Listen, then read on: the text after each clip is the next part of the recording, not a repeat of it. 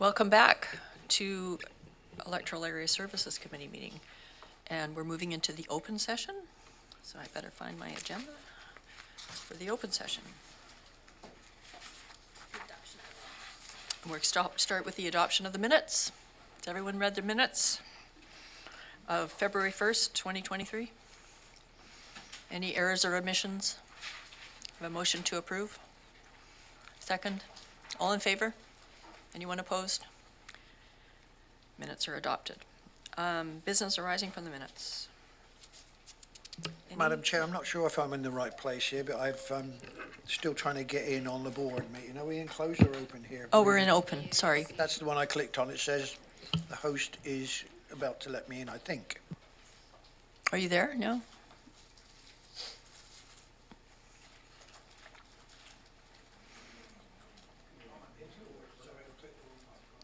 All right. We'll wait a minute while Director Wilson finds the meeting room.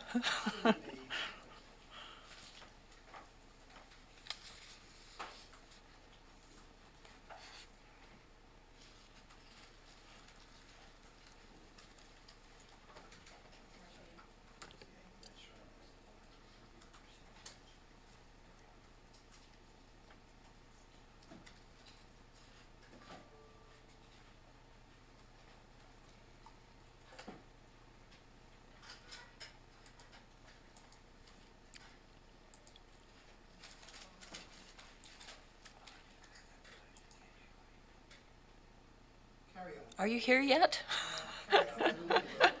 All right, we'll move on. Any business arising from the minutes? No business arising from the minutes. So moving on to public input period. We do have some for public input period. Would you rather do online or in person? Let's start with online. That would be great. Thank you. Online, we have Susan Kaufman. Welcome, Susan. Oh, I see you. Look at, there we are.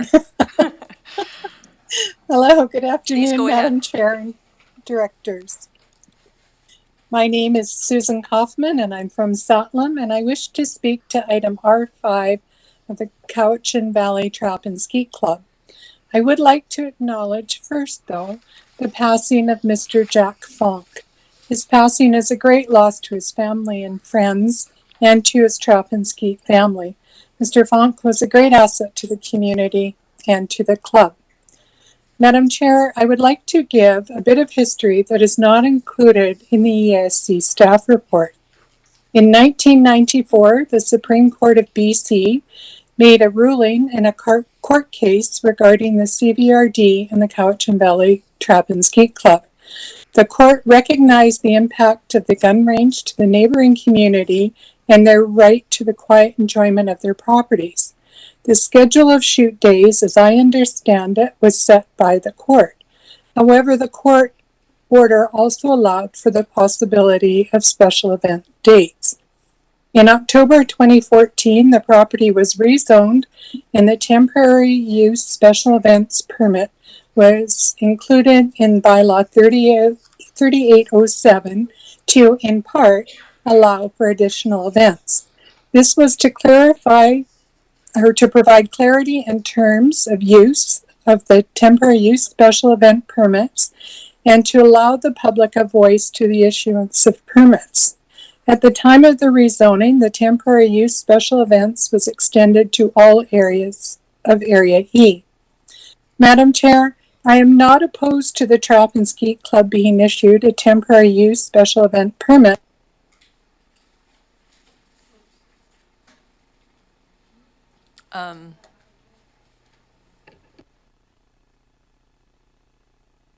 Susan, I lost your sound. Okay, I'm back. Sorry, Yep. I don't know why that happened. Madam Chair, I am not opposed to the Trap and Skeet Club being issued a temporary use special event permit, but find the increases from 3 additional dates per year to 10 per year in the first year and 13 in the next 2 years of the 3-year permit, increases of approximately 330 to 400% respectively, to be quite substantial. I believe the terms of the temporary use special event policy would allow for renewal and not necessarily require a check-in with the public to receive input about any possible impacts to the community as a result of the additional dates before renewal. Madam Chair, is there room for negotiation on the number of requested additional days per year, or a check-in with the community after the first year of the permit if the 10 days and subsequent 13 days is granted? Thank you. Thank you, Ms. Kaufman. Next person?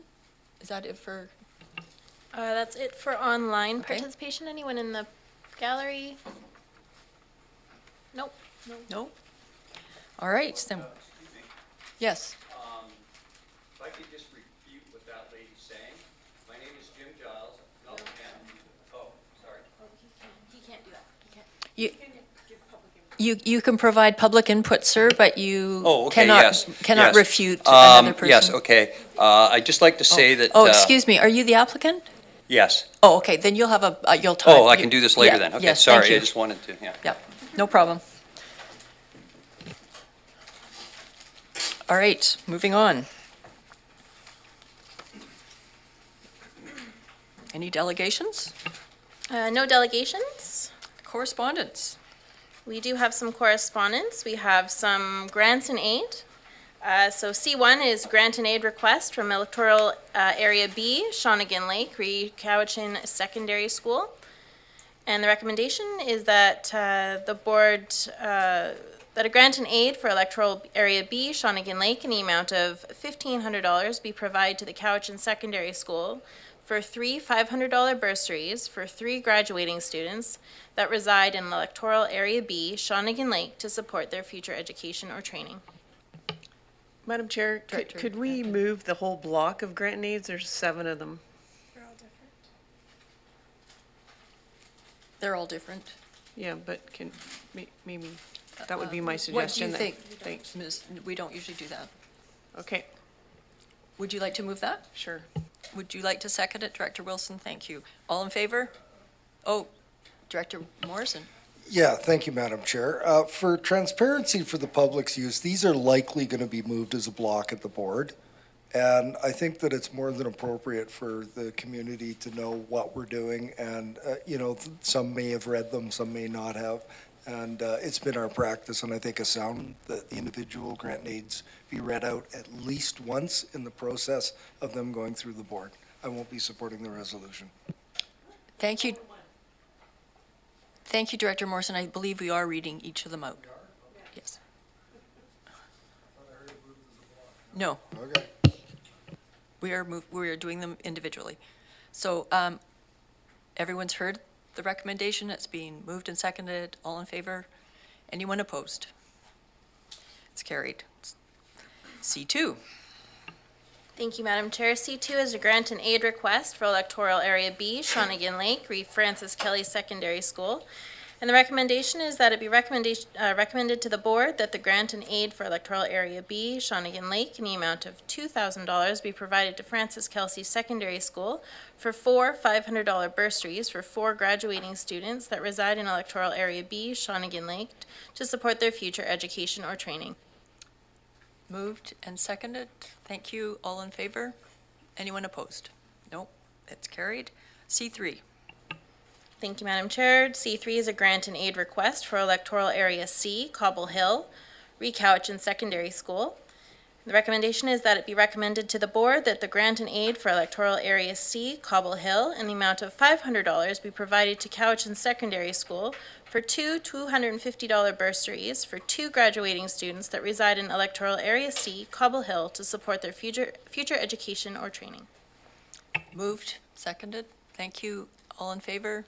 Anyone opposed? Motion's carried. C4. Thank you. C4 is a grant and aid request for Electoral Area I, Yubo Mead Creek, Lake Cowichan School. And the recommendation is that it be recommended to the board that a grant and aid request, or grant and aid Electoral Area I, Yubo Mead Creek, in the amount of $1,000 be provided to Lake Cowichan School for 2 $500 bursaries for 2 graduating students that reside in Electoral Area I, Yubo Mead Creek, to support their future education or training. Moved and seconded. All in favor? Anyone opposed? Motion carried. C5. C5 is a grant and aid request for Electoral Area I, Yubo Mead Creek, First Lake Cowichan Scouts. Recommendation is that it be recommended to the board that a grant and aid Electoral I, Yubo Mead Creek, in the amount of $500 be provided to First Lake Cowichan Scouts to provide funds to fully certify 2 scouters and venturers in first aid training to fulfill new safety mandates and regulations. Moved and seconded. Thank you. All in favor? Anyone opposed? Motion carried. C6. Thank you. C6 is a grant and aid request, Electoral Area I, Yubo Mead Creek, Lake Cowichan and River Stewardship Society, CLRSS. The recommendation is that it be recommended to the board that in grant and aid Electoral I, Yubo Mead Creek, in the amount of $500 be provided to Cowichan Lake and River Stewardship Society to contribute to the publishing of Witnessing the Water, a coffee table book. Moved and seconded. All in favor? Anyone opposed? C7. C7 is a grant and aid request for Electoral Area I, Yubo Mead Creek, Cowichan Lake Arts and Culture Society. And the recommendation is that it be recommended to the board that a grant and aid Electoral Area I, Yubo Mead Creek, in the amount of $500 be provided to Cowichan Lake Arts and Culture Society to support the creation of an arts directory. I have a mover and a seconder. All in favor? Anyone opposed? Motion's carried. Director Deck was very busy. On to the next thing. Number 8 is information. We have nothing for information. Number 9 is reports. R1. A report from the Development Services Division, reapplication number SA21B01 for 1996 Renfrew Road, PID 009480901. Did you want me to read the recommendation? Staff maybe could do their presentation first. That would be great. Then we won't have to try and remember it.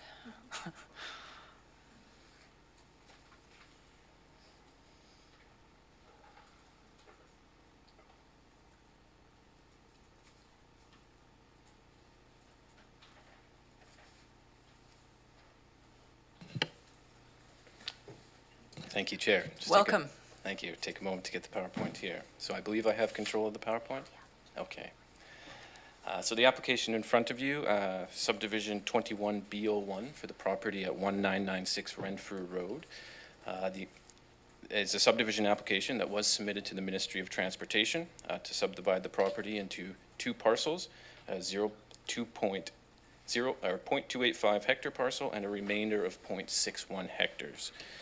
The zoning does permit a minimum parcel size of 0.2 hectares where community water service is provided. Typically, subdivision reports are a technical exercise between MOTI staff and CVRD staff, but in this case, the applicant is seeking a frontage relaxation to the local government requirement that 10% of the perimeter of the parcel be frontage. That would, as proposed, the remainder parcel would have a frontage of 18.96 meters, which equates to 3.6% of the total perimeter. In staff's assessment, this is still adequate frontage for the residential use, and attachment 2 illustrates the proposed plan of subdivision. Oh, sorry. Yes, PowerPoint. It's not changing here. There we go. Okay, there we go. Thank you. So the remainder parcel is the narrower parcel, which north would be the top of the document here. Attachment 2 of the staff report illustrates this in greater detail. And also in the staff report, table 1 on page 2 shows you the breakdown of the proposed lot frontages and perimeters. Staff's recommended motion is in the staff report to approve the frontage relaxation, and I'm happy to answer any questions. Thank you. I believe the applicant is on WebEx, so would the applicant like to add anything? Mr. Johnston, or I'm not sure if it's Ms. or Ms. Sherry Johnston. Johnston. Are you there, Sherry? Maybe you could put maybe we could put the presentation down so we can see people. All right. Hello, Hi. Would you like can to you add hear me all anything? right? Uh, no, not specifically. I guess one of the reasons why we need this variance is that the lot is very narrow. So we weren't able to accommodate a wider panhandle than we have there because the proposed subdivision is only about 30 meters wide as it is. So that's one of the reasons why we are requesting the variance. Thank you. All right, any questions for Director Martman? Thank you. Thank you for the report, and I thought it was pretty thorough, so good job. Numbers catch me, and it's just a little piece that I'm just trying to understand, because they're not adding up for me. 0.61 and 0.285 come a little bit shy of the 1.11. Sorry, which numbers there? Just so the two lot sizes, one is 0.61 hectares, and the other one's 0.285. Yes. And then yet the subdivision size is 1.11.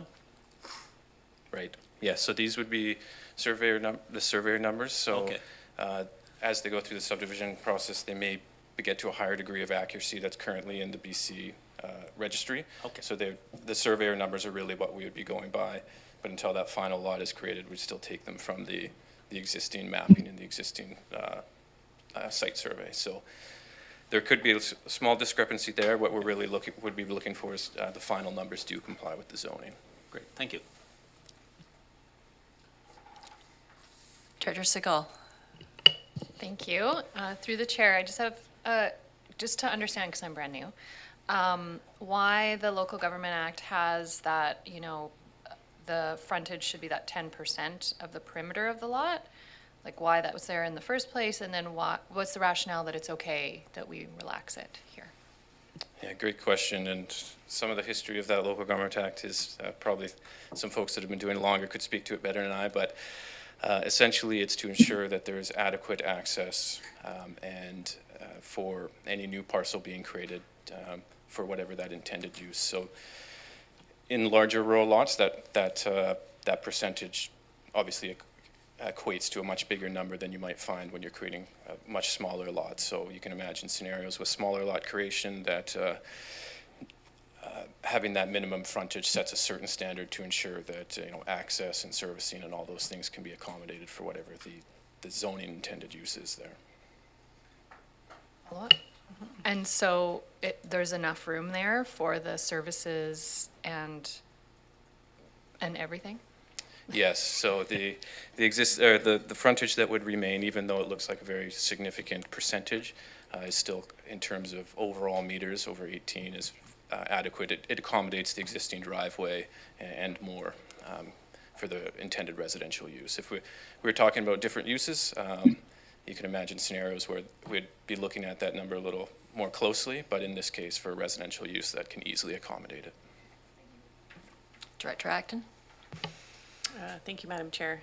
So asking for this frontage exemption is a pretty simple thing that I'm sure the community has no issues with.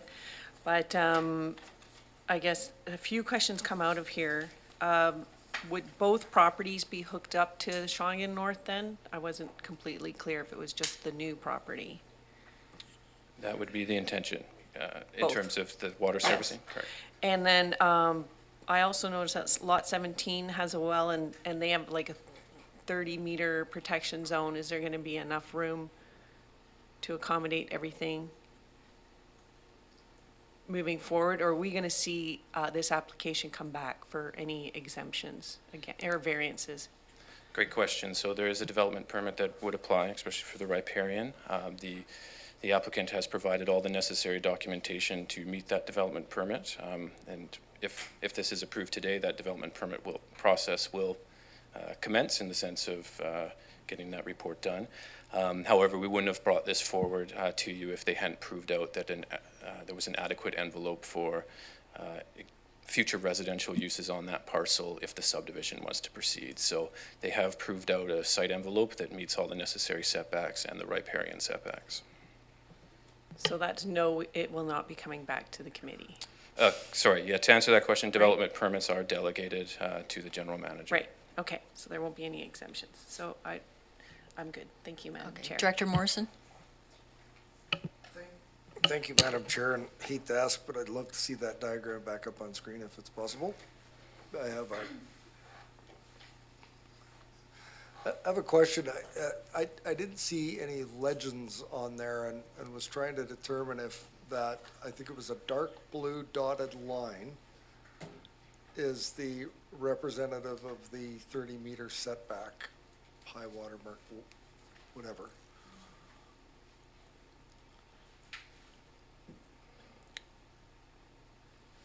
Go a couple slides there. One more. Perfect, Yes. yes. So if you're talking about proposed Lot A, where there's the sort of halfway mark, it sort of bisects the parcel, that is an envelope created by taking into account riparian setback. Okay, so I guess what I'm asking is, okay, that's probably a setback. It's, if you go from the right in, there's the light blue solid line, and then there's the dark blue hatched line. And yeah, I couldn't find a legend on the screen, but fair enough for now. The other question is, and I think it's already been answered for me, and much along the lines of what Director Martman had raised, you've got a 0.61 remainder.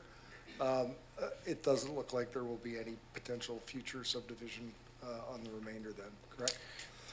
Yes, you know, zoning can always change and things like that, but as it stands now, this would be limited to a 2-lot subdivision.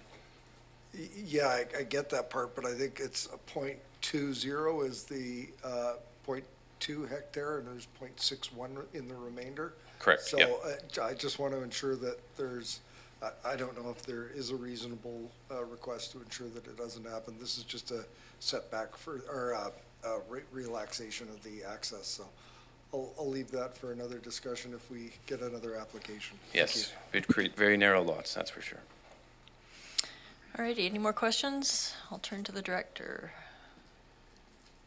I'd like to move staff's recommendation, please.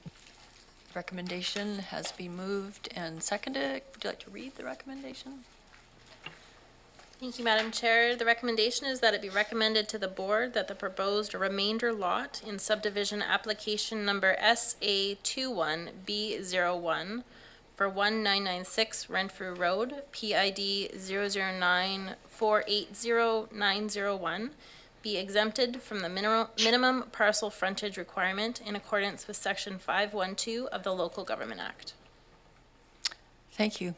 Any discussion? All right, all in favor? Anyone opposed? The motion's carried. Thank you, Mr. Brown. On to R2. Thank you, Madam Chair. R2 is a report from the Development Services Division, reapplication number DVP 22B06 for 3170 Wilkinson Road, PID 000244554. Welcome again. I'll be here for You're the doing next such a couple great as well, job. so I'll stay standing if that's Perfect. okay. Yeah. Thank you, Chair. Presented to you as a development variance permit staying in Area B, but now also partially in Area A. This parcel is bisected by an electoral area boundary.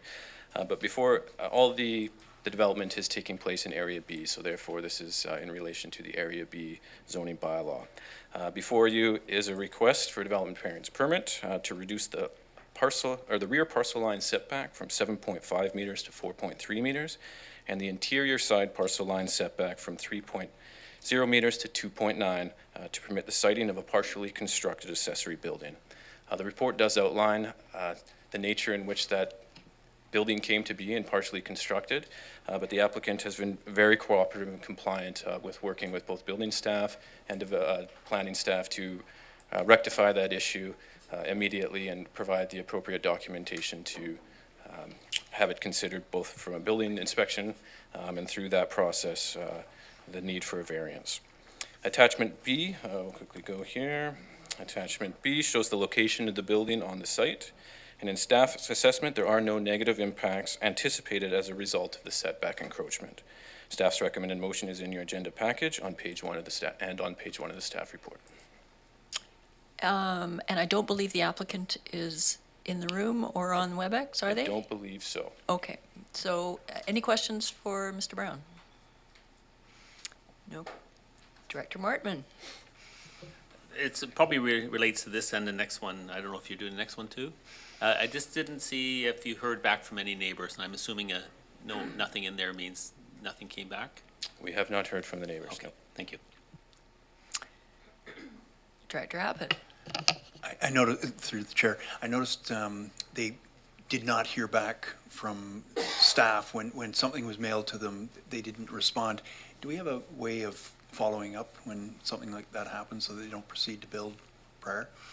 Yeah, that's a great question. A pretty rare circumstance. I think due to the way the communication unfolded with respect to the building department, there wasn't awareness that construction had actually started, and it was caught, and that's when that communication did happen, but quite significantly after the fact that the communication had been sent to the applicant indicating that there was some incompleteness with respect to their application. So a fairly rare circumstance.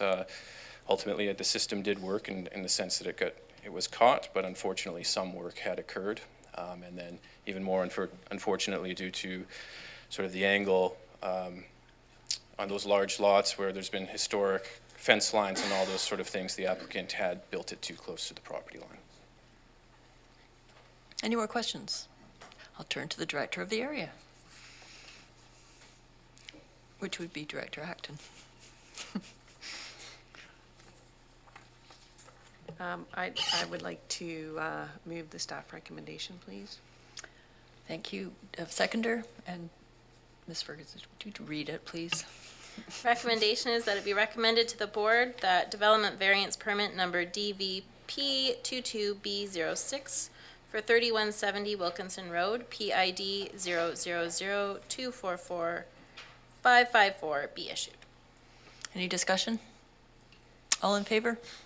Any opposed? Motion's carried. R3. Thank Carry- you, Madam. Carry on. Thank you, Madam Chair. Report from the Development Services Division application number DVP 22F02 for 7243 Walton Road, PID 002038864. Carry on. Thank you, Chair. Before I introduce the technical aspects of the report, I do just want to quickly apologize to the committee for a couple errors in this report. The first one, quite a minor typo in the recommendation, and I hope the committee, through its good graces, will correct the address. It currently reads 7242. We're ahead of you. We got it. Okay, perfect. And it should read 7243. The second is in relation to the report mentions the water system and this property being within the Honeymoon Bay Community Water System. While it is in the service area, it's not actually connected to the system, and it's serviced by private well. Nonetheless, the staff recommendation remains unchanged in support of the variance. But I do want to apologize for that error and also thank Director Morrison for catching that and allow it to correct it here for the committee. So the applicant is requesting to reduce the front parcel line setback from 7.5 meters to 4.2 or 4.9 meters for an interior side parcel line setback, and from 3 meters to 2.1, interior side parcel, and from 3.0 meters to 2.1 for a proposed accessory building. The building will be 2 stories. It's going to be a garage plus a hobby room for the applicant, and they do intend to plumb it with a washroom. However, our building department is very aware that and making sure that those do not get converted into suites or have additional fixtures that may be converted to kitchens down the line. The existing development, including the riparian setbacks and the fact that this property has 2 frontages, both with respect to Walton Road and the northern property lot line, creates quite a constrained area with respect to development on the parcel. Staff note that the proposed siting is well set back from the Cowichan Lake, but a development will still be required with respect to the hazards associated with flooding. In support of that and the variance, the applicant has submitted a geotechnical report confirming that the development site, if approved by variance, is safe and suitable for the intended use of the accessory building. Attachment B of your staff report contains the site plan and shows the proposed development and variance request. And of course, the staff recommendation is in your agenda package. And I'm happy to answer any questions. Is the applicant available? The applicant may be joining us electronically. All right. Maybe you could drop your presentation so we could see I if would ask the they're... kind IT staff to take care of that for Yep. me.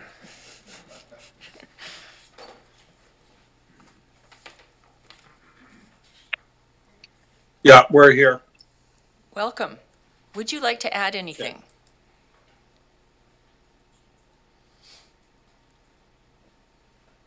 Am I supposed to speak? If you'd like to speak, Oh. you're welcome to add anything to Yeah, what I don't the have much planners... to add to what Tyler has said. We've owned the property for 30 years and built the house 23 years ago.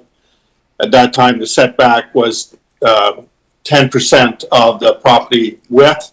Since then, it's been changed to 3 meters, and we would just like to line it up with the house and have the extra space in the front for a 20 by 20 shop. We plan on moving there full-time, hopefully next year is what we're hoping, and to make that our full-time residence from Victoria. So, and we just would like the shop extra space when we're there full-time. That's about it. Thank you. So do we have any questions for Mr. Brown or the applicant? Director Morrison. Thank you, and look forward to welcoming you to the community on a full-time basis in the year ahead. My question is in regards to the number of fixtures, and I understand the desire to have a washroom in there and, sink, toilet, and perhaps shower. The concern that I have, and perhaps the applicant can help me with this, is there's already considerable angst in that neighborhood with the increase of short-term rentals, Airbnbs and the like. And, I read your report front to back and understand that this is extra space and hobby and perhaps games.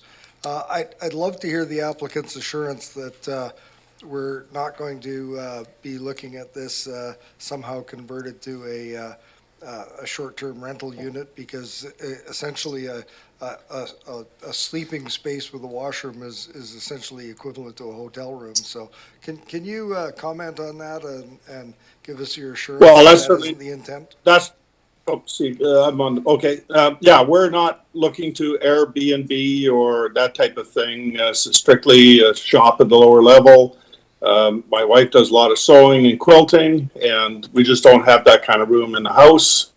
We're in our 70s now, so we anticipate that we're going to be there for till we die, because that's the way we feel about the property. We've been there for 30 years, and we've never rented it out. It's our place. It's where our family, our 3 daughters with our grandchildren come, and that's just what it's going to be. Thank you. Director Acton, I'm just being asked by people listening to us to lean into our mics, please. So I find I'm almost a little uncomfortable that the topic of Airbnbs and everything has come up here, and I feel like our watersheds or places around the lake, we need to get really clear on how we see our future going. Personally, or many people in Shawnigan Lake feel that the Airbnb thing should be permitted so that it's attainable properties for some people who otherwise wouldn't be able to afford it. So then these conversations wouldn't come forward, and we would know whether, a washroom is permitted, and then we would have bylaws to protect it to go further or to allow different uses to happen. So I guess it's not really applicable to this application, but it's maybe something that I hope we can have some clarity on sooner than later. Anything else? Any other questions? I'll turn to the director of the area. Move the recommended resolution. Ms. Ferguson, would you mind reading it? Thank you, Madam Chair. The recommendation is that it be recommended to the board that development variance permit number DVP 22F02 for 7243 Walton Road, PID number 002038684 be issued. And do I have a seconder? We did, yeah. And so any more discussion? All in favor? Anyone opposed? Motion's carried. Thank you. Madam Chair, might I ask when these will be going to the next board? You might ask that, and I will answer it as soon as someone tells me the answer. The 8th. The 8th, these applications will be going to the board meeting on the 8th of March. Thank you, Madam Chair. All right. On to R5. Oh, no, sorry, we missed R4. Thank you, Madam Chair. R4 is a report from the Development Services Division, reapplication number RZ22G01 for 10983 Chemainus Road, PID 001195166. They approved ours, I think. Thank you, and I'll just wait till the PowerPoint's pulled up here. Perfect.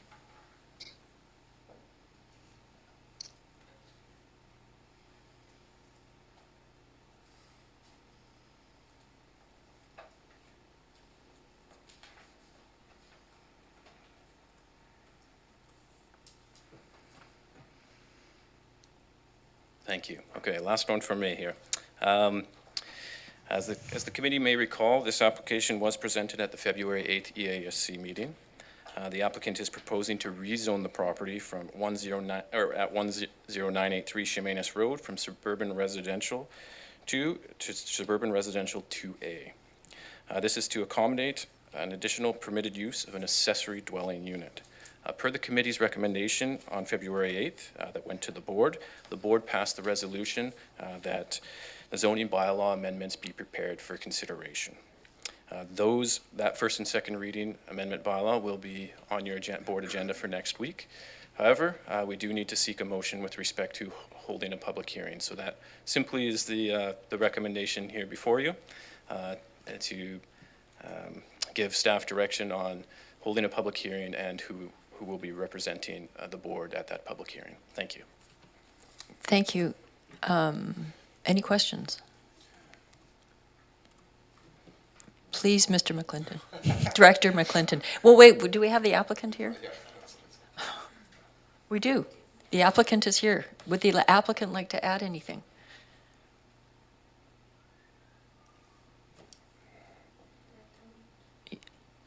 I think you have to unmute, and I can't see, maybe we could drop the presentation. Thanks.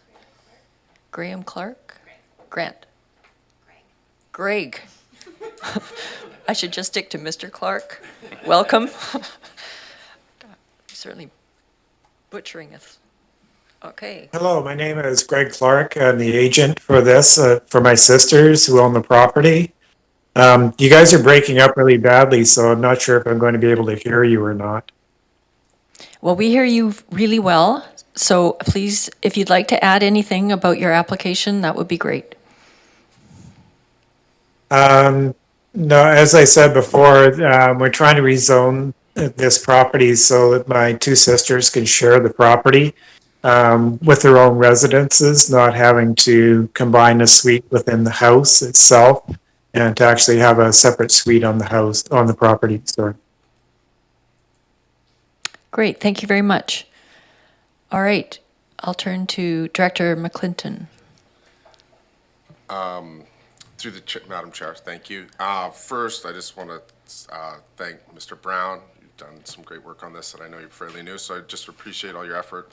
on these reports. You know, while it's in line with the OCP and that we could move forward, I think in light of just being a new director and transparency and just giving people in their community, I think it's appropriate, very appropriate to follow the staff's direction. So I'd like to move that recommendation to have a public input hearing. Yeah. Thank you. Do I have a seconder? Thank you. Would you like to read the recommendation? The recommendation is that it be recommended to the board that a public hearing be scheduled for application number RZ22G01 for 10983 Cheminas Road, PID 001195166, with directors from electoral areas F, G, and H as delegates. Thank you. Any discussion? All in favor? Any opposed? Motion carried.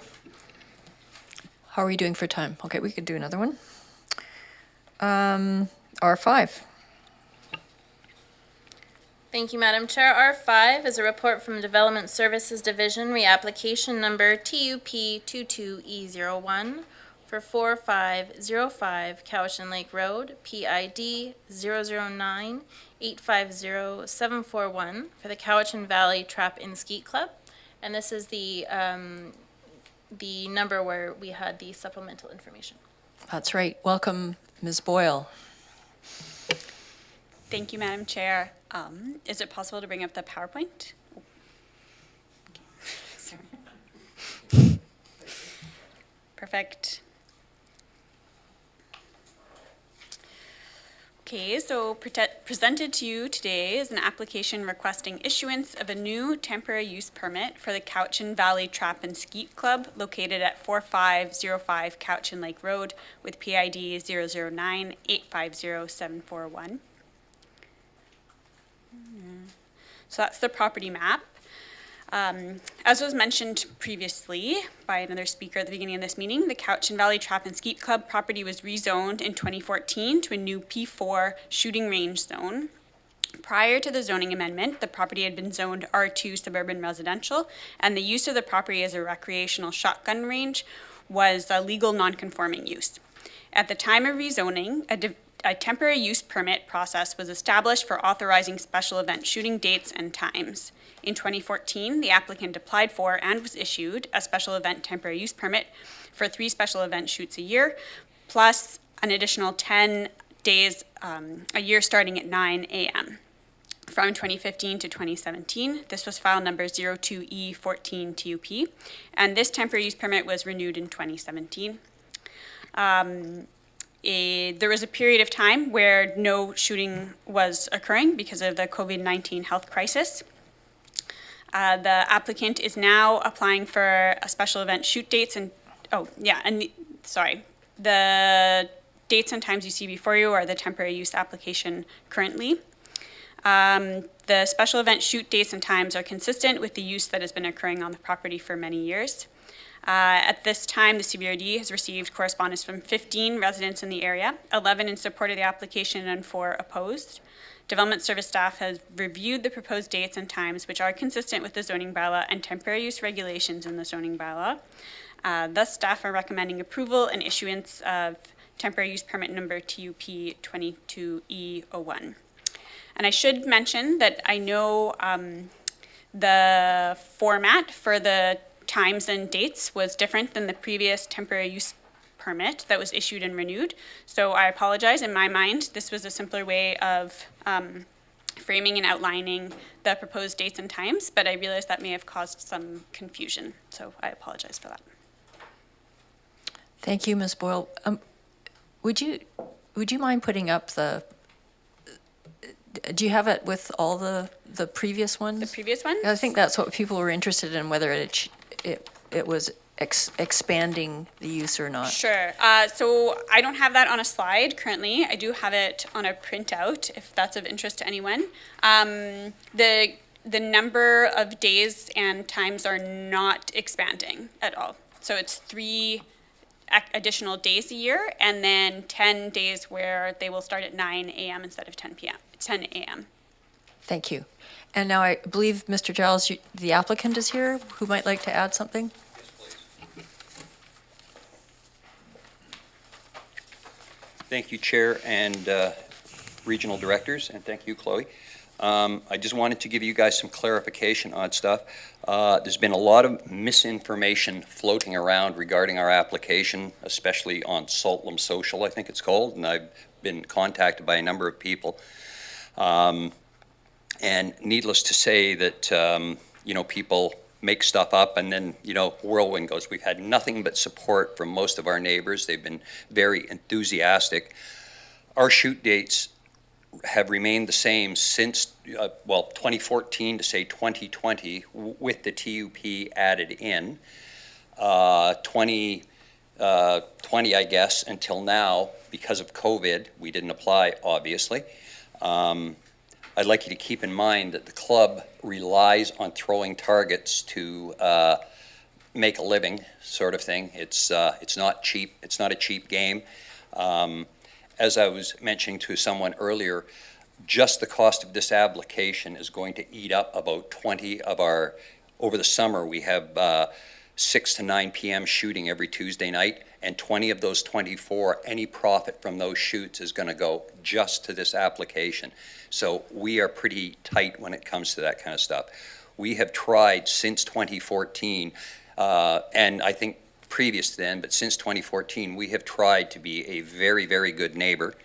I don't know whether Chloe included it in your report or not, but since 2014 to present, we have donated over $10,000 to the Saltlam Firefighters Association for Curry Kids Park, okay?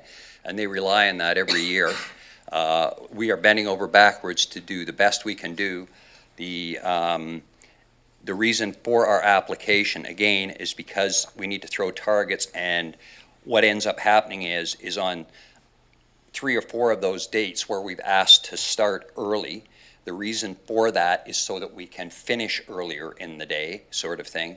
And some of these days, depending on what occurs during that day, it could prolong it a bit, but we have tried our very best to keep our what times we do shoot to the absolute minimum, and very respectful of the bylaw and our neighbors around us. And since 2014, I have not heard a peep out of anyone as far as a complaint goes, other than I'm aware of at least one individual within the community who's been complaining since 2014, has other issues, right? So that being said, I'll just put that aside. Our little club supports local business.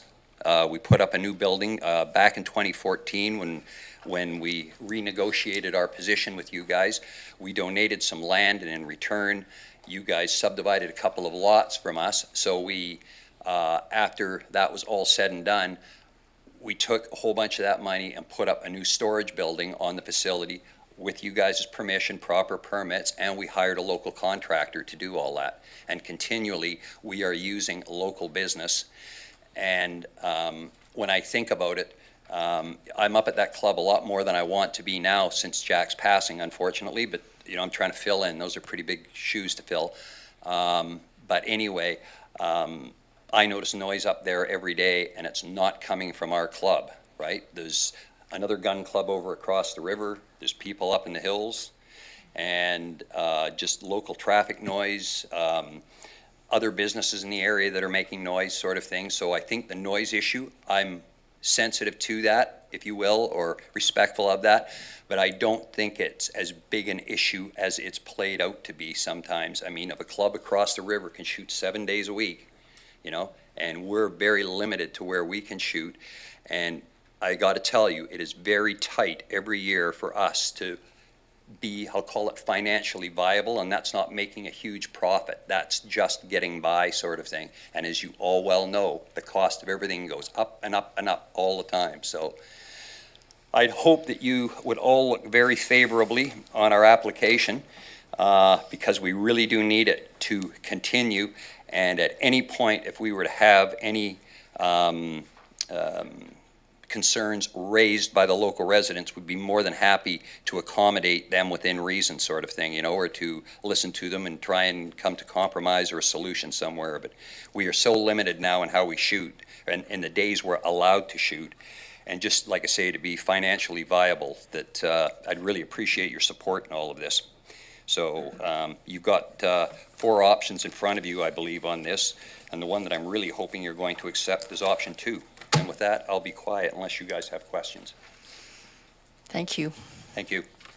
So I'll turn to the committee. Do you have questions for staff or Mr. Giles? Director Abbott. Through the chair, I apologize for my ignorance. I was unaware that there's another gun club. I'm familiar with one that's next to the Glenora Trailhead. That's the one. That's the other club? Yes. Okay. They shoot so the noise goes, a lot of noise goes to Salem. Okay. So I've learned Across the something river. today. So thank you, Mr. Giles. Any other questions? Director Acton. Yeah, so I'm getting confused, I think, with this other gun club. They're zoned the same way, and they've come forward before for this? Oh, it's been you guys in the past, then? It's been us guys. Okay. Those guys are Okay. regulated by the province. Okay. There's quite a group over on that club, but they shoot 7 days a week. Okay. Because then I am remembering some complaints years ago, but anyway, not lately. Any other questions? Director Morrison.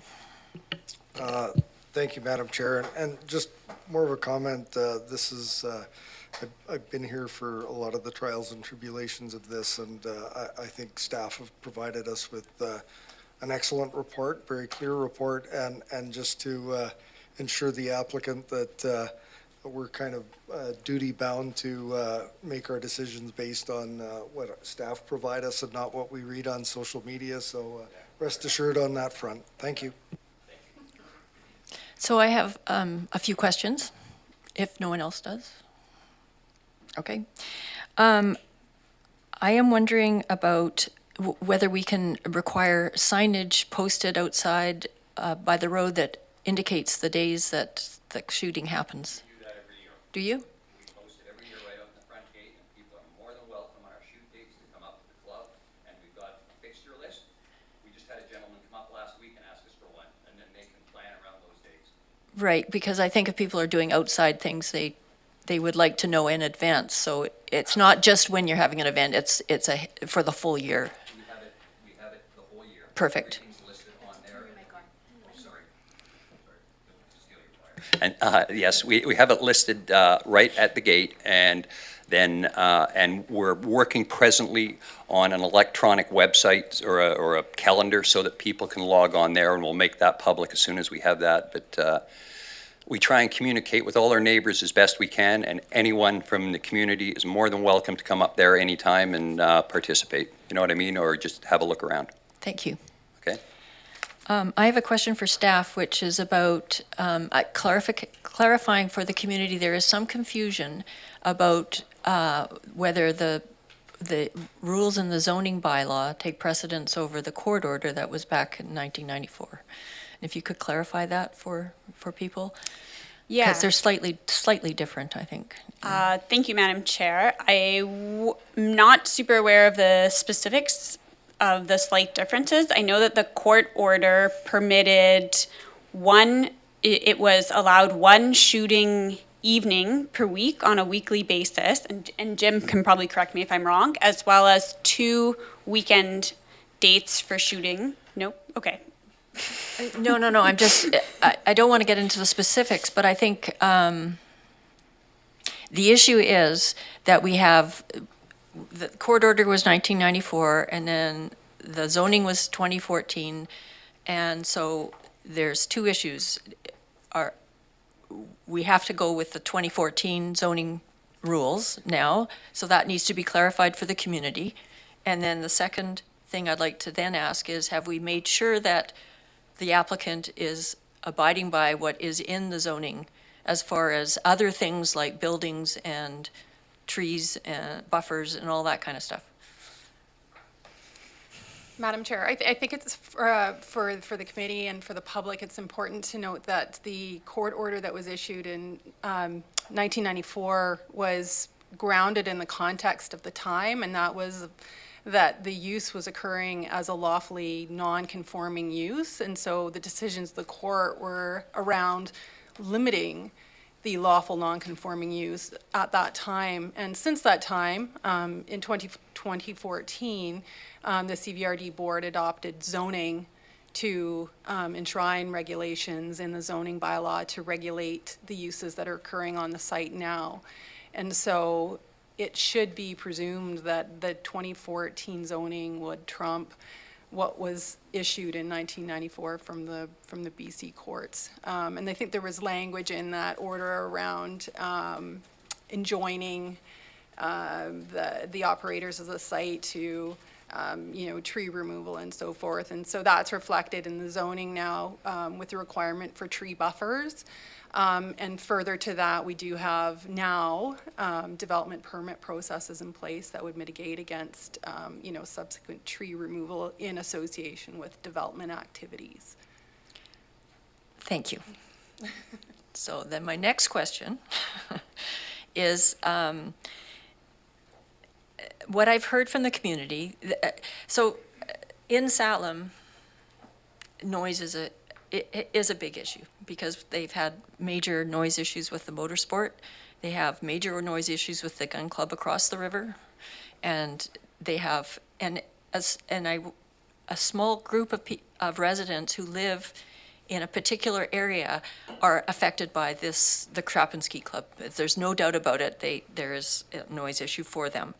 So one of the people who called me, I've heard a lot from the community on this one, and it was interesting because I had not heard very much in the last time that this came up for renewal. But I did hear quite a bit this time, and what I heard was that it's often the scale of the event. So the more people are out there shooting, the noisier it appears to them. And they find that sort of the regular shooting is fine.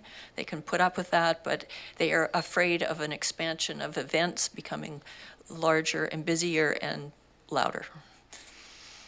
So do we have information in this application about the scope of the event?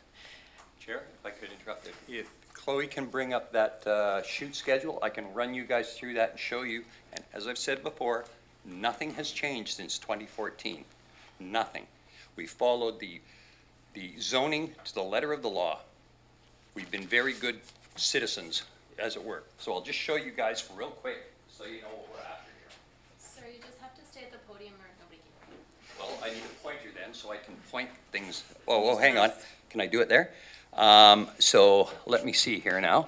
Point of order, Madam Chair. I think staff have clarified that there's no expansion in this temporary use permit. And that's very clear. Yeah, there is no expansion. There is no expansion on the number of days and hours, but my question is about the number of people shooting on any particular day. Chair, we typically get somewhere between 15 and 25 at our bigger events. Just let me walk you through this quick and I think you'll understand. So if you look at April 8th and 9th of 2023, okay? And then you look at April 22nd, 23rd. Both of those are competitive shoots, all right? We are allowed 2 of those 4 days by the bylaw. Okay, separate days. So we're adding a day each to those because they are both 500 bird events, which we have held for a long period of time. Okay, so we need the extra day to continue with those 500 bird events, right? And then there's another one, June 4th. That particular one right there, all we're asking for there is to start at 9 o'clock versus at 10. Because that is a one-day competitive shoot, and then that's the end of our competitive season. Everything else is a practice or is a fundraising shoot. Let me see here. I may have this wrong, but I'm pretty close. In October, okay, 2 dates. I think it's November 5th is one of them. That is the date that we use for the Saltlam Fire Hall.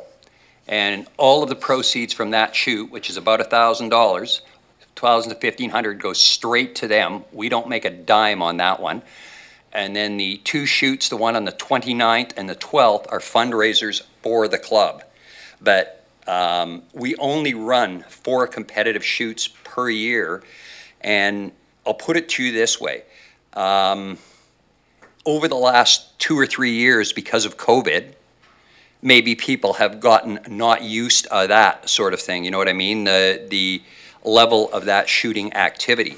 But, and I'm only bringing this up, I was told it was a sore point, I'm only bringing this up because you mentioned it earlier, is one of the big complaints with our club, we're the meat in the sandwich here, is about noise, okay?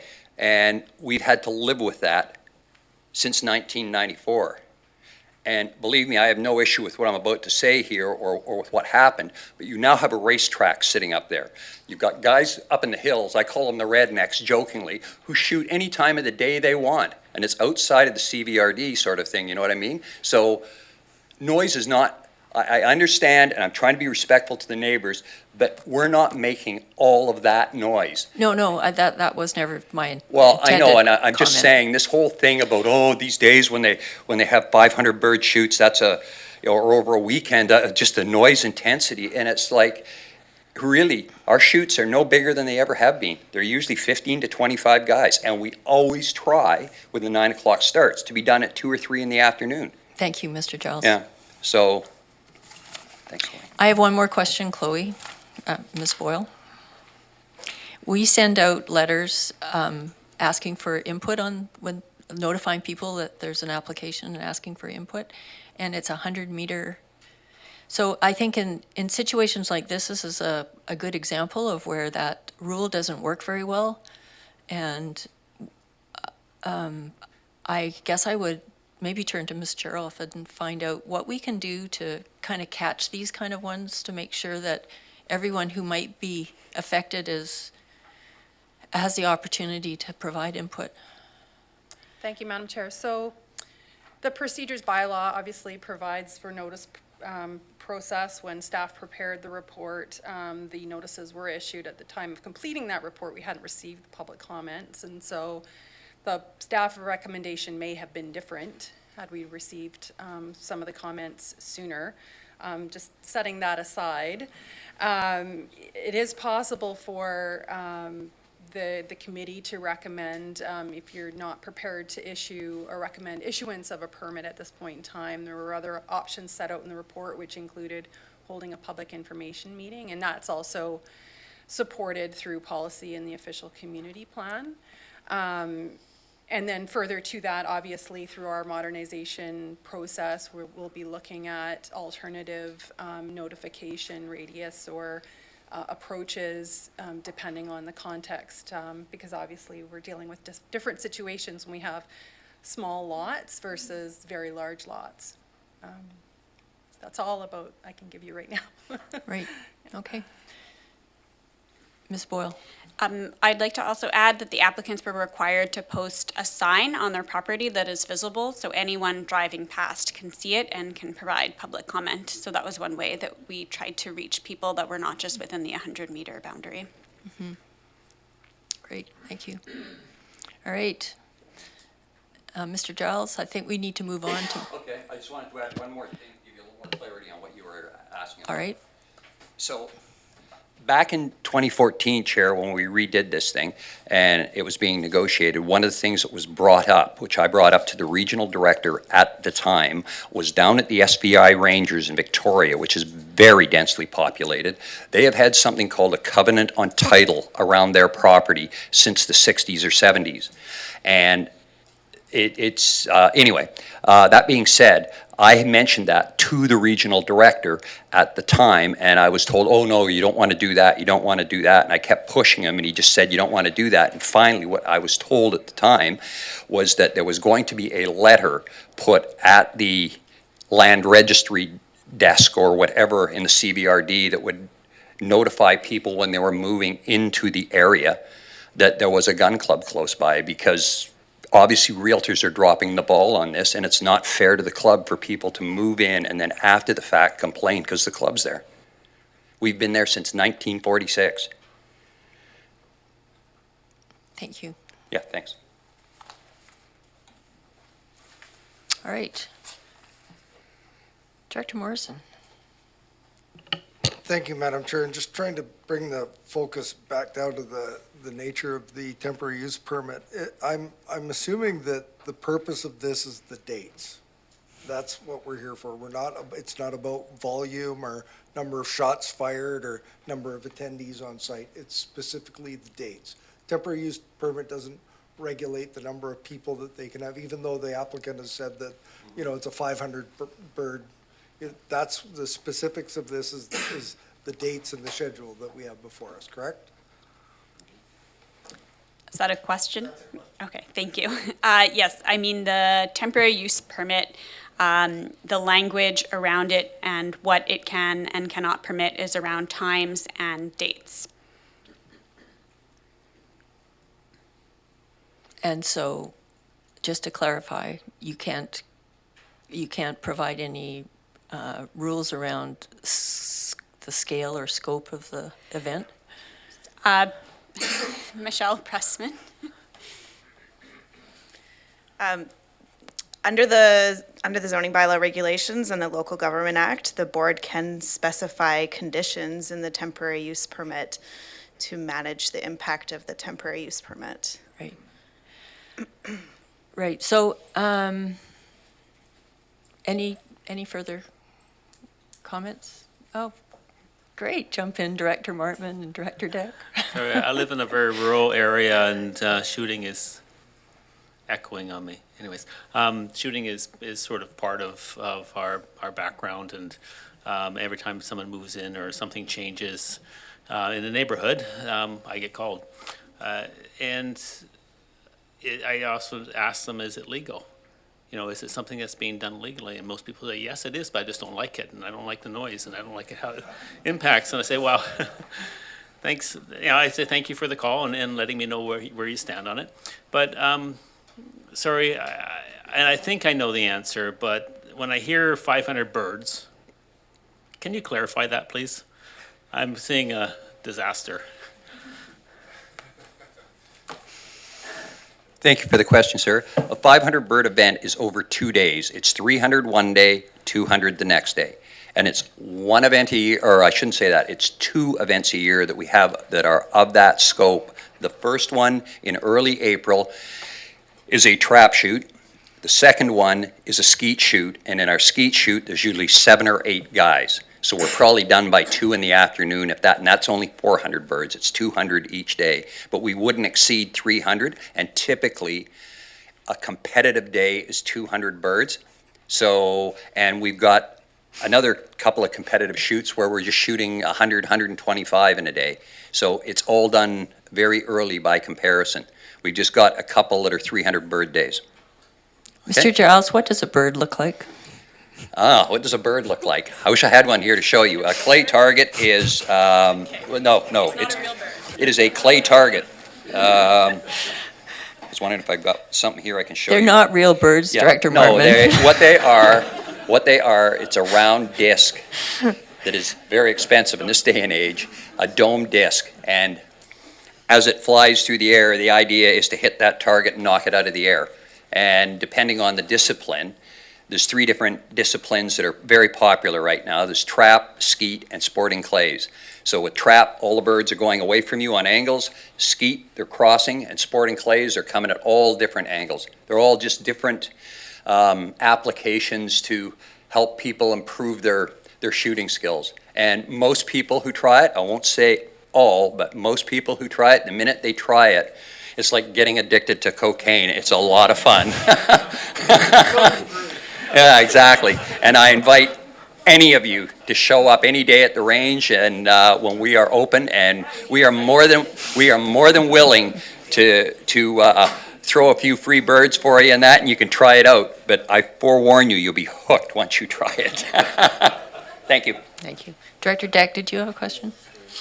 It's really just a process question, because I'm grateful for the offer of public input from the applicant, and so I'm wondering if it could be a more formal event, a more formal way of seeking public input. And I'm just wondering how that would come up in our determination here. I know, I don't know how to do There, that though. yeah, there is a recommendation. One of the options is to host a public hearing, which would be a more formal public meeting, which would allow the applicant and staff to provide information. Madam Chair, through you to the committee, so one of the options would be, as Ms. Boyle has noted, that a public information be held prior to consideration of issuance of the permit. Another option would be to issue the permit subject to the applicant holding a public information meeting at some point in time, whether that be within the next 6 months, the next year, or next 3 years. Right. So this is my area, so I feel like I should take the lead here.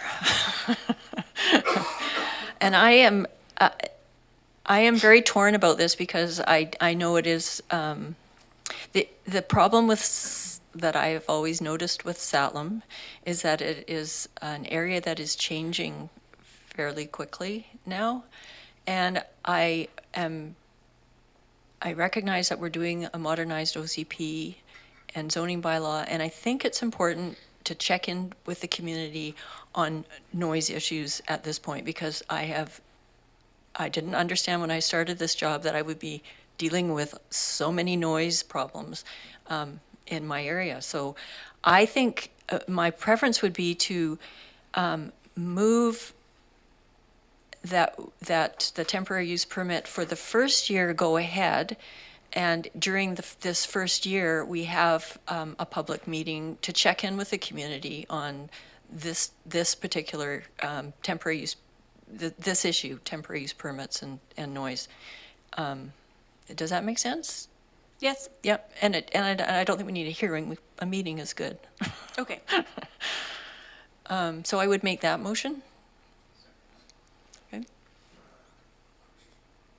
And Director Morrison, would you like to discuss that? Well, if it sounds like we're issuing a one-year temporary use permit, That's right. and I believe the application before us is at 3? 3 years. So are we back at this table in here? Yes, we would, Yes. but we would have information from the community. More fulsome information. Have a more fulsome discussion. Director Wilson. Yeah, Madam Chair, I think I heard the applicant say that this application has cost them a lot of money so far. And that's one of my concerns here. If this happens in just a 1 year, they're going to have to come back in another year and pay the fees again. Is that correct? Yes. And that could put them in a very difficult situation. So that's my main concern here, that we're putting a very, very heavy financial burden on this on this particular organization. Director Segal, did you have something? Same question? Director Acton. It's not a question, but it's almost we're asking for input, and then we've received a lot of input, and we've received input from neighbors who are even close to this range. So it almost feels like, so are we trying to generate a whole bunch of negativity? And then if we do get that, what are we going to do about it? Like, people don't want to be consulted on something that can't be changed, or I guess it could be changed. But I look at this business, comparing it to the other ones in the same vicinity, and they're doing a good job. They're low. It's not often.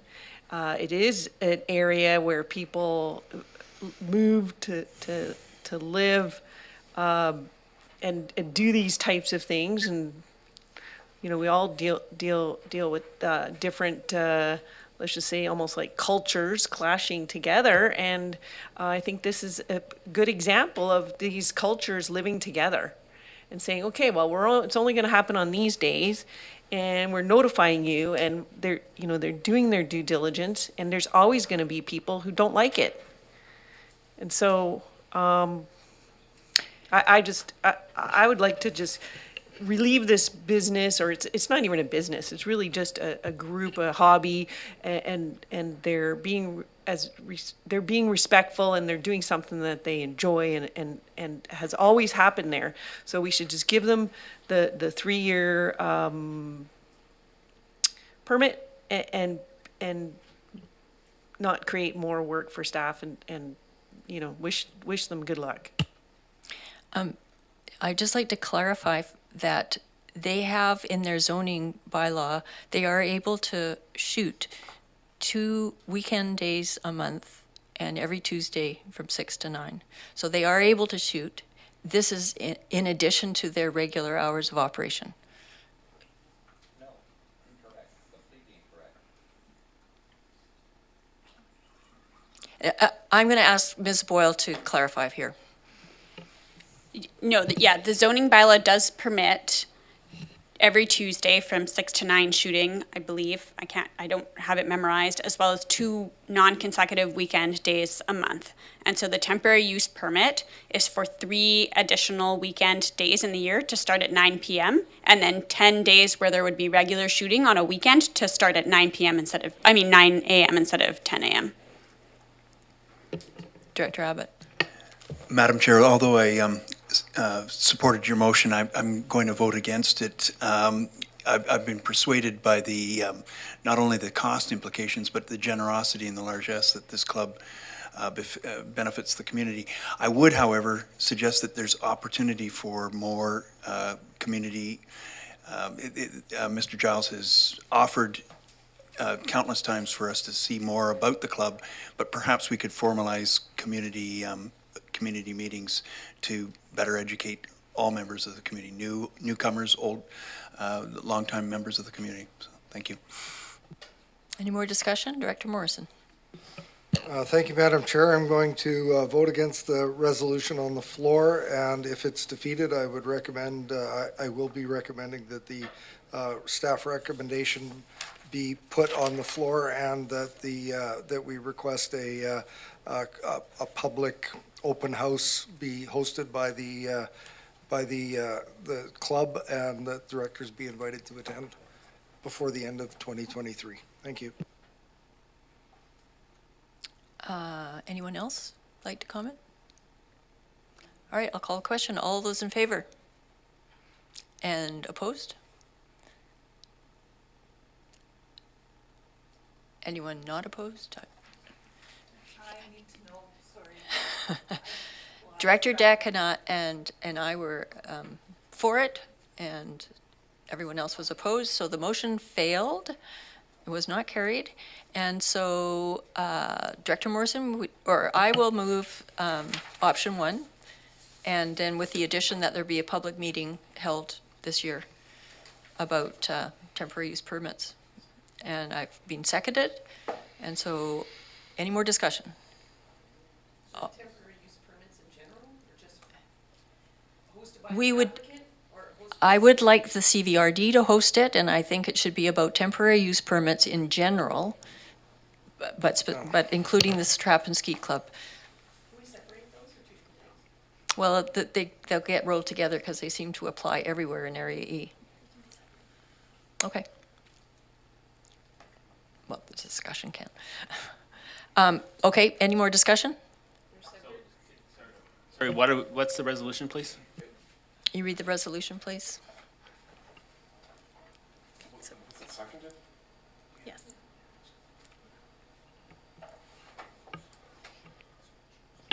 Okay, so 2 things can happen. They can be severed once it's been seconded, but that has to be a motion of the table. Okay. Sorry, I misunderstood what the question was. So let's just vote on the first recommendation, and then Director Morrison, if that's all right, we'll just vote on the first recommendation, and then we can add the public meeting part as a second motion. Is everyone clear? So we're going to move that it recommended to the board that temporary use permit be issued. All in favor? Anyone opposed? All right. And then I would like to move that the CVRD hold a public information meeting about temporary use permits at the Salem Fire Hall in 2023.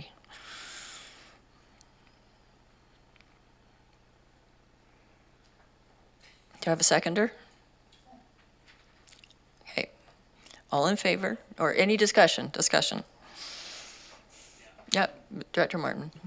So we won't get much participation from Area H on this, unfortunately, and I'm not sure how many temporary use permits we have up in Area H, but I'm just trying to understand if this is a general issue around temporary use permits. Is it worth getting a staff report or getting something back to say, you know, where is this a difficult? Where's our difficulty with this, and what is it about it? Because I'm not understanding. I can understand complications from this file, but I'm not sure I understand the need and what we would be asking the public to say. Ms. Charoff, would you like to enlighten us? Madam Chair. So we've just gone through a round of local area plan sessions for the modernized OCP, and we've not yet received a summary of the input that's been received or directions around or possible changes to temporary use permit designations and associated policies. So my recommendation would be that staff would take it under advisement that there's interest in this particular topic, and that we would ensure that we do consult with the community if we haven't already done so around the topic. My understanding is that we would be looking at another round of engagement likely this fall. And we could include as part of that process some discussion around temporary use permits and designations. And in fact, there may be earlier consideration of that in a staff report coming to you next month from me. Okay, so you're suggesting we stand by? Yes. All right. Director McClinton. Madam Chair, as far as I can tell, this seems like a case of some neighbors that maybe don't know each other very well, and I would be in favor of the gun club hosting an event so people can come and have civil discourse about what's going on. I think we've got two sides to this coin, and so I would like to keep it focused on minimal red tape and bureaucracy in helping neighbors get along. So I would only be in favor of a motion to that effect. Well, I guess the club can host whatever they like, right? We could encourage them to do that based on your comments. So do we have a motion on the floor? Your motion is that the CVRD hold. So the motion on the floor is that the CVRD hold a public input session regarding temporary use permits at the Satlam Fire Hall in 2023. So what I'm hearing from Ms. Charoff is that we should not do that until we hear more about where we're at with the local area planning and modernized OCP. So I suggest that we vote on this and fail it. Or refer it to staff. Or refer it to staff. Well, what would we be referring? Refer the matter of temporary use permit discussion at the Satlam Fire Hall to staff, and when they've got further information on the local area plan, report back to the committee. That didn't sound like, Ms. Charoff, does that sound like a good idea? I didn't think that was what you were suggesting. Madam Chair, that's not what I was suggesting, and I did also just receive an email from Ms. Breen suggesting that there will be a report coming forward on temporary use permits from staff. Okay, so let's just vote to defeat this. That's the easiest. All in favor? Anyone opposed? Okay, everyone's opposed. And if I may, Madam Chair, that resolution wasn't what the intent was. I think Director McClinton nailed it, and I think as a condition of the permit that the gun club be required to host an open house in 2023. And, you know, I would be one that would attend. That's not part of the motion, but I think that should be a condition of the permit. Do we have a seconder? Madam Chair, point of order here, please, or clarification. So what I've heard is that it's been moved that as part of the temporary use permit, we require the club to host a public session in 2023. My point of order is that we've already voted to issue the temporary use permit. and we're now trying to change the conditions. That's right. We can't do that. I'll turn to my corporate secretary here. Can we do that? Yes, that is within your purview.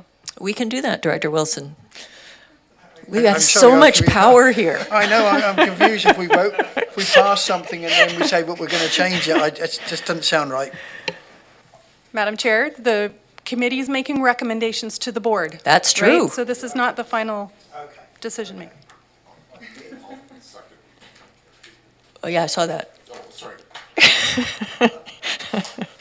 Okay, so we have a motion on the floor. Any discussion? Director Yeah, Martman? I need to think about this. Is there any chance we could take 5 minutes? Yes, we can. 5 minutes. Thank you. Thank you. So you have time to think also between now and the 8th. Yeah.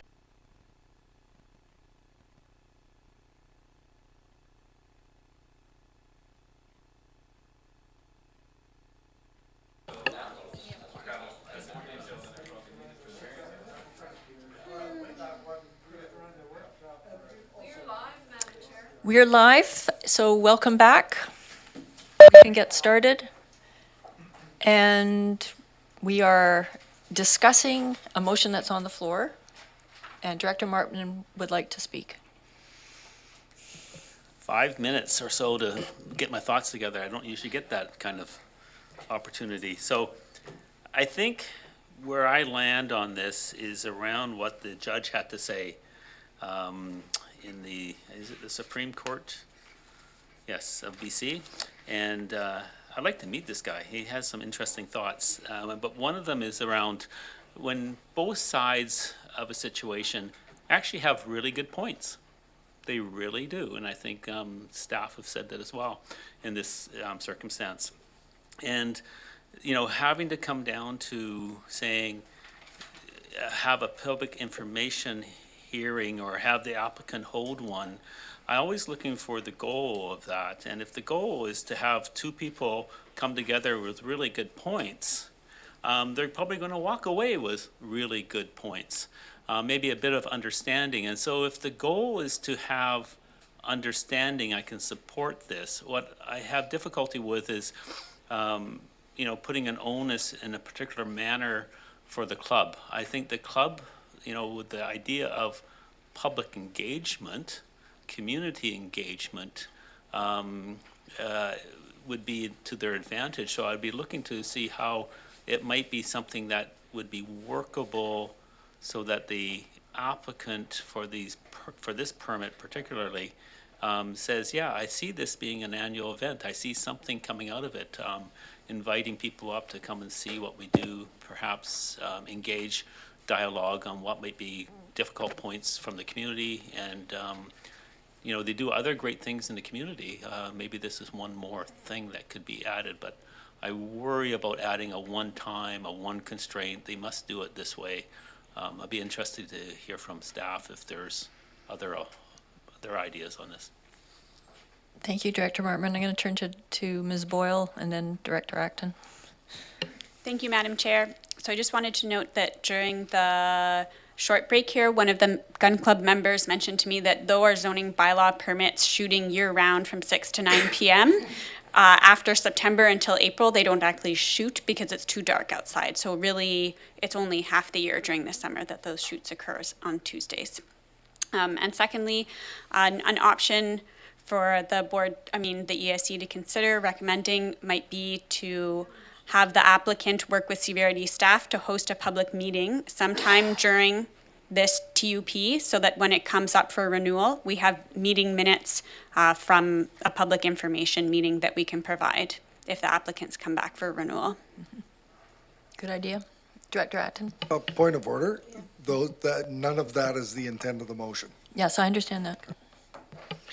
So, I don't want to talk about my area having these or, you know, wondering if this is a good thing for all of us. What I hear is a director saying, okay, I have this weird thing in my area and I need some help. And what I heard was it was pretty general.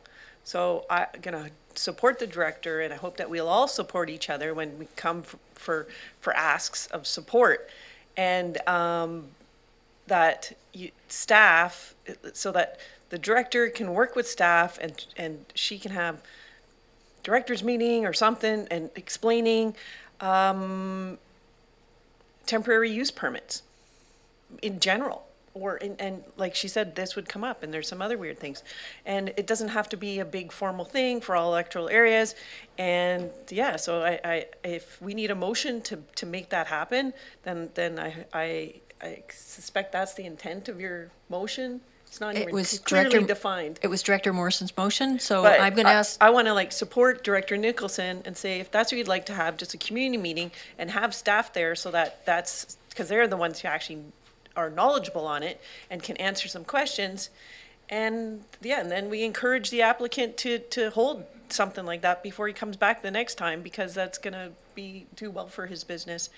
And yeah, so anyway, if that's the intent of the motion, then I support it.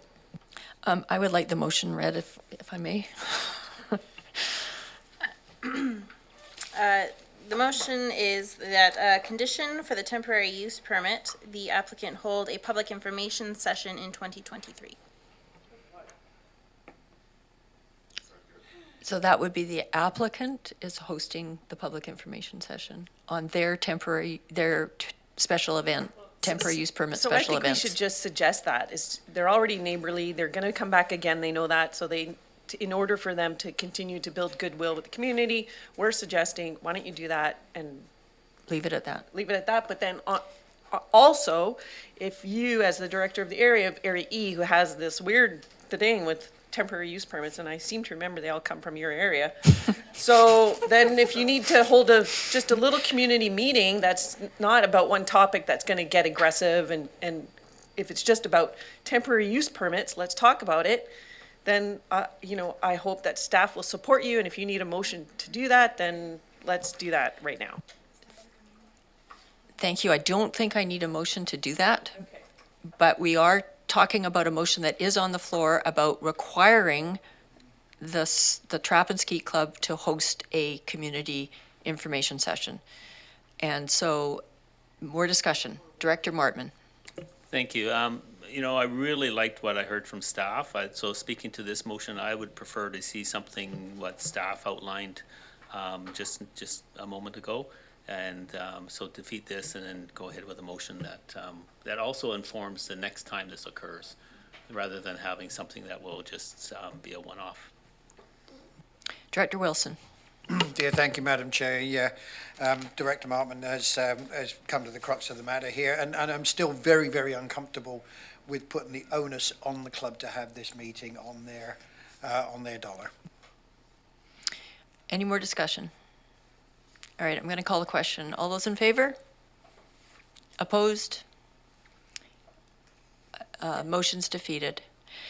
So I guess I'm open to any more motions based on what we've heard from staff, or we can leave it for the time being until we get a report back on temporary use permits in the context of official community planning, which I think the issues in my area really need us to do that. I don't want to jump the gun at this point, although I recognize Ms. Boyle did have some great suggestions, but I'm sure that she'll hang on to them and bring them forward again when the timing's right. So that would be my suggestion.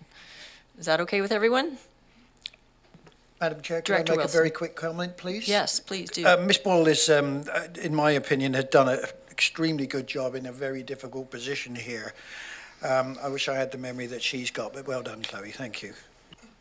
Thank you. Yes. Okay, anything else? All right, let's move on. Thank you, Ms. Boyle.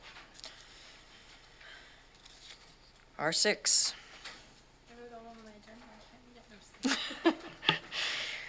R6 is a report from the Community Planning Division, zoning bylaw review. Do you want me to read the recommendation? Yes, actually. The recommendation is that it be recommended to the board that the zoning bylaw review project charter as outlined in the staff report dated February 21, 2023 to the March 1, 2023 Electoral Area Services Committee meeting be endorsed. Thank you, and Ms. Wright's here to present. Thank you for having me. So we're here today to formally introduce and seek endorsement for the Zoning Bylaw Review Project Charter, which is a project to review, update, and consolidate the CVRD zoning bylaws. So very briefly, what is a zoning bylaw? It's a set of rules which outlines how land can and cannot be used by establishing zones and stipulating what can be built in each zone, and includes regulations to ensure orderly development within a community to avoid conflicts between incompatible land uses. Zoning bylaws are the principal tool used to implement land use planning policies found within the OCP. So zoning bylaw regulations also must be carefully crafted to meet the intent of the OCP, while still enabling property owners reasonable use and enjoyment of their land. So brief history here, the CVRD currently has 9 separate zoning bylaws, with areas A and C sharing a zoning bylaw, and Area D has 2 separate zoning bylaws, one for uplands and one for the marine areas. The zoning bylaws in total range in adoption dates, the oldest couple from 1986 and the newest adopted in 2014.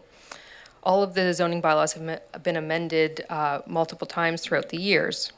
As each zoning bylaw pertains to a specific electoral area, notwithstanding area A and C, which share one, there are inconsistencies and inefficiencies to the current model of the separate zoning regulations. So the board directed staff in August of 2018 to undertake the initiative to harmonize and modernize the electoral area OCPs and zoning bylaws. Since then, the new OCP was adopted in 2021, and now that team is working to complete the modernized OCP and associated local area plans.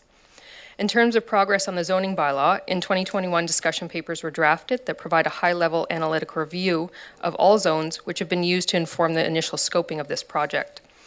Staff have been also continuously working the background research and analysis of the existing zoning bylaws, and we also have consultants working on the initial draft of the zone delineations, which is anticipated to be completed later this spring.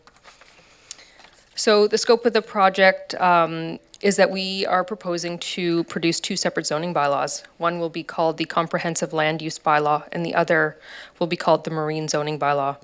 These bylaws will reflect the goals and objectives of the CVRD strategic plan and will ensure that the zoning and related regulations effectively implement the OCP policies, and that the zones are consistent with the land use designations of the OCP in force. We're anticipating it to be consistent with the modernized official community plan, which is not yet adopted. So we'll start with the Comprehensive Land Use Bylaw, or the CLUB. It's a little ironic from a bylaw enforcement perspective. So this bylaw will be a significant milestone for the CVRD. It will be the first consolidated bylaw or the first bylaw that consolidates all the CVRD zoning bylaws except for marine areas into one new harmonized and modernized bylaw that will be in effect for all the electoral areas.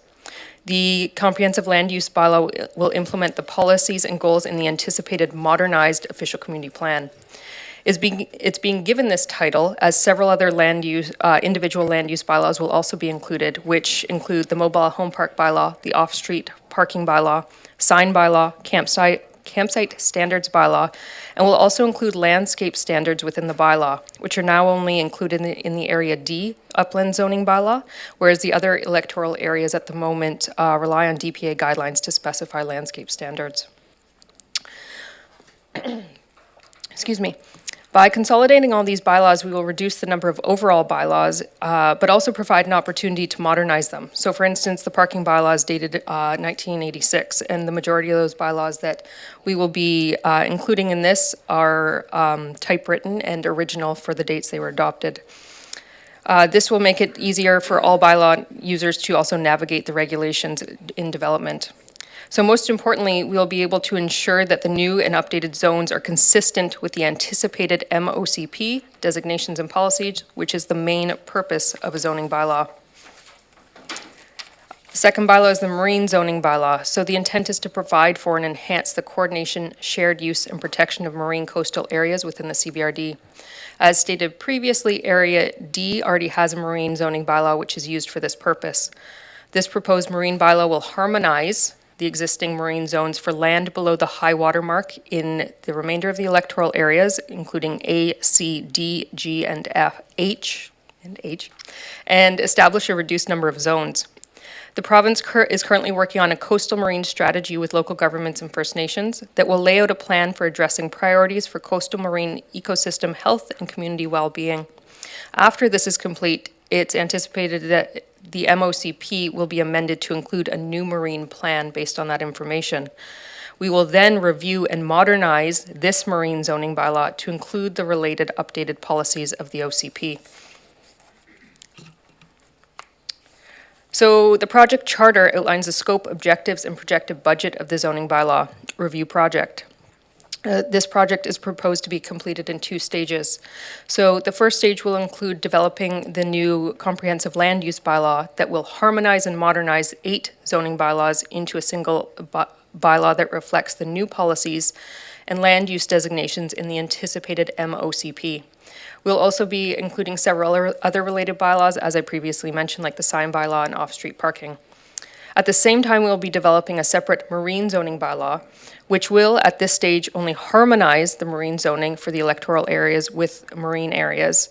We will, at this stage, also modernize the definitions and general regulations that are included in the comprehensive land use bylaw to ensure consistency throughout those bylaws.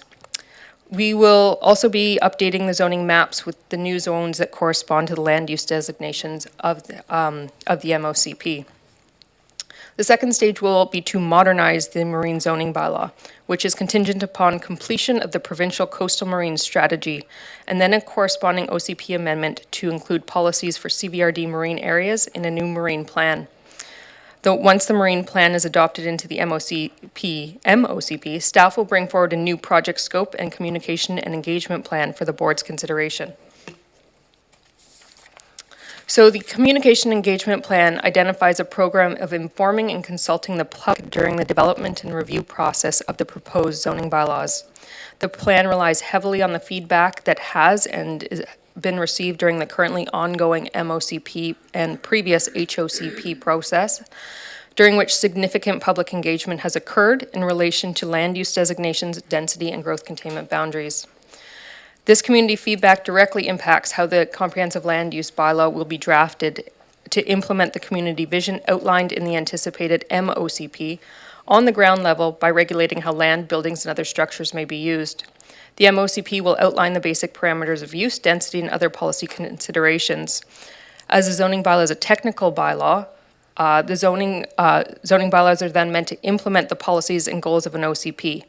As I mentioned, and as you've all been a part of, there's been an extensive public engagement process to date.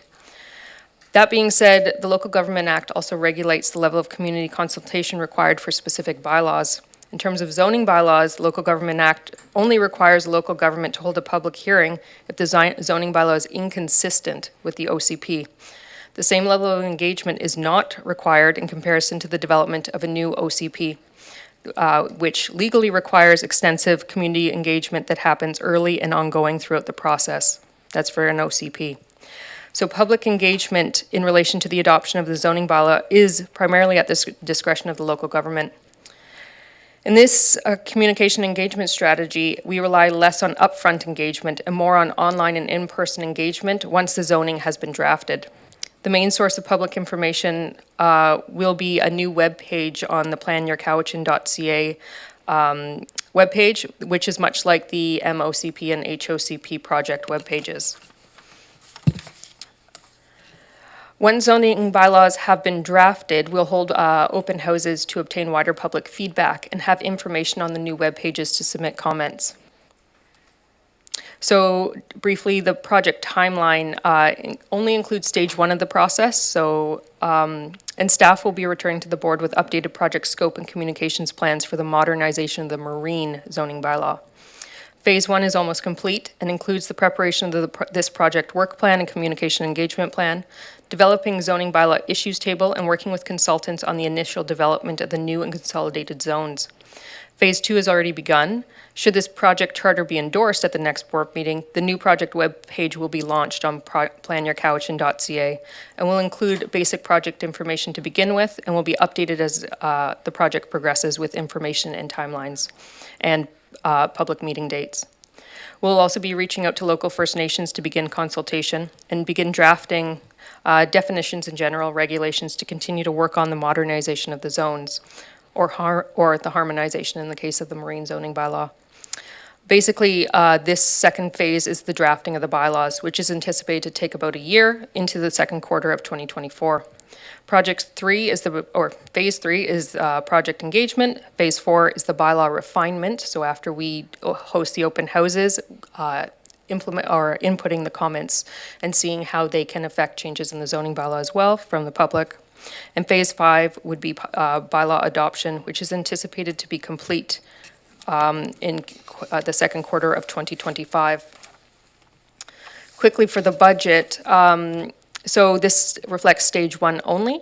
The budget for this year is approximately $77,000 and is funded through the requisition function 325 of the Community Planning Division. We've also included projected budgets for the next 2 years, which will be reviewed as required as the project progresses. And that is it for my presentation. Thank you. Thank you very much. Do we have questions? Director Segal. Thank you, Chair. Through the chair to Ms. Wright.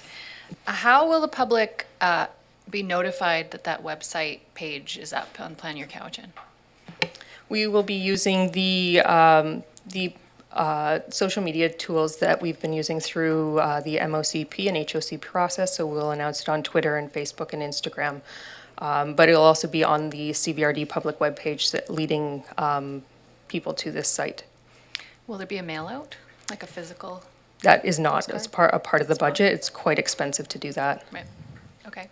Can I ask another question? Yes, please. So I was on the APC when we were going through the OCP process, and a lot of my questions were pushed off as like, oh, those are for the zoning bylaw modernization. So I just feel like this is where the general public is going to feel like their concerns are actually addressed. And so I would like to see more community engagement. I read in the report 1 to 2 open houses, which just doesn't feel enough for a district of our size. So that's just a comment. And my last question, I don't know if this is related, again, I'm new. The dark skies policy, like, I don't know if policies are included in here, but how it's only in Cowichan Bay, is there like a harmonization of policies that are for specific areas that will also happen at some point? That wouldn't be quite part of the scope of this project at this time, but I think Mr. Tippett wants to interject as well. Thanks, Lauren. Good questions. On the dark skies thing, I think that's, we have the power through our works and services bylaw to require street lighting, to set specifications for street lighting, or to interdict street lighting. So just like a zoning bylaw implements policy, if you have a dark skies policy, it doesn't really mean anything unless you have regulation to back it up. So as Lauren said, it's not within the scope of this bylaw, just because of the powers it represents under the Act. But we do have another bylaw, 1215, which is the bylaw that could potentially be used to, enforce, I guess, a policy regarding dark skies, if that was the board's policy.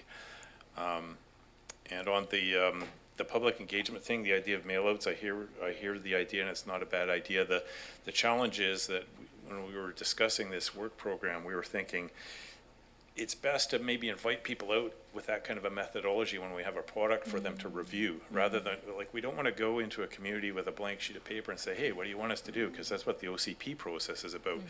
We can't duplicate that process. We're constrained by the policy that's been developed in the OCP to develop regulations. Once we have the regulations, then I think it is the point where we would be looking for that kind of broader broadcasting of public engagement.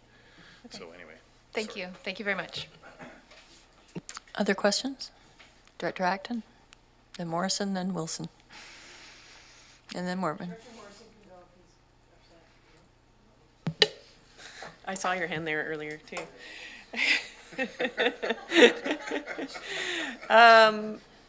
Thank you. So I guess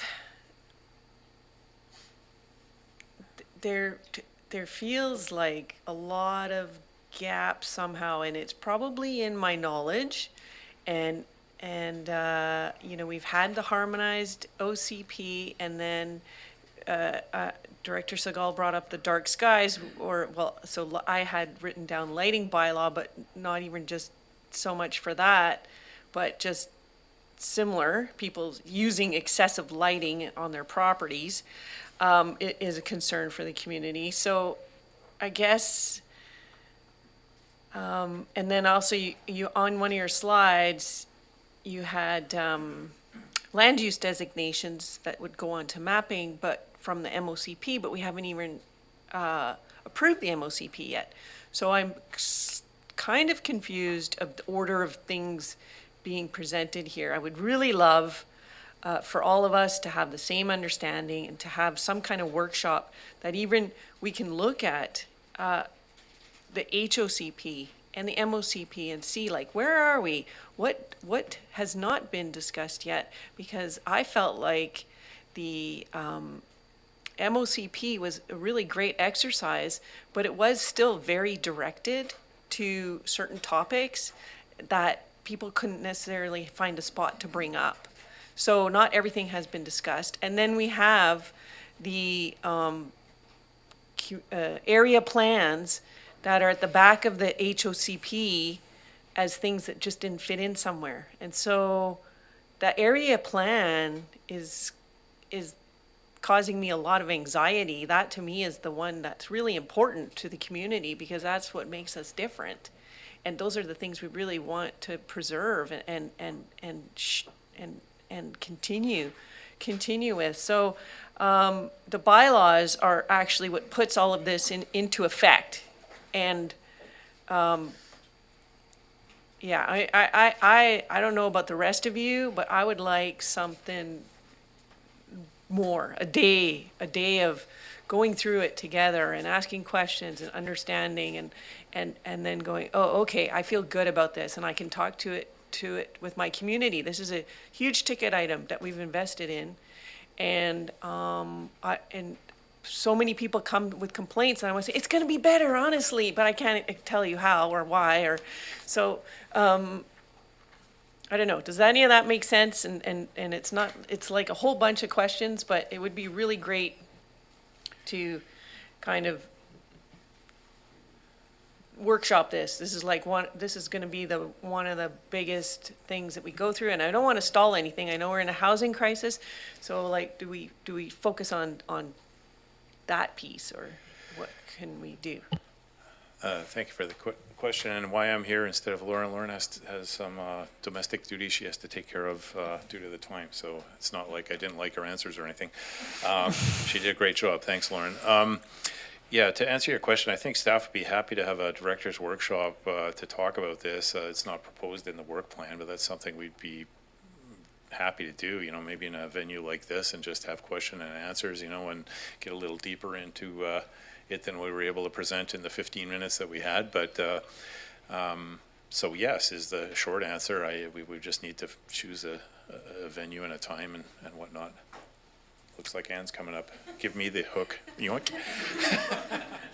Thank you. I didn't come up to disagree with Mike. I just wanted to add that I think it would be appropriate for the ESC to have a special ESC meeting, which is perhaps focused on the progress of the MOCP. So as I said before, there have been a number of local area plan workshops. Staff are going to be coming back to you with a report, and then at some point in the near future, there should be introduction of an MOCP bylaw. But I mean, that's the type of thing that really warrants a fairly deep dive when it comes to, you know, your time and the amount of engagement that's required, and it should be related to the work that's being done on the zoning bylaw project, right? And so I would recommend that if you want to do that, that we would hold a special ESC meeting for that purpose.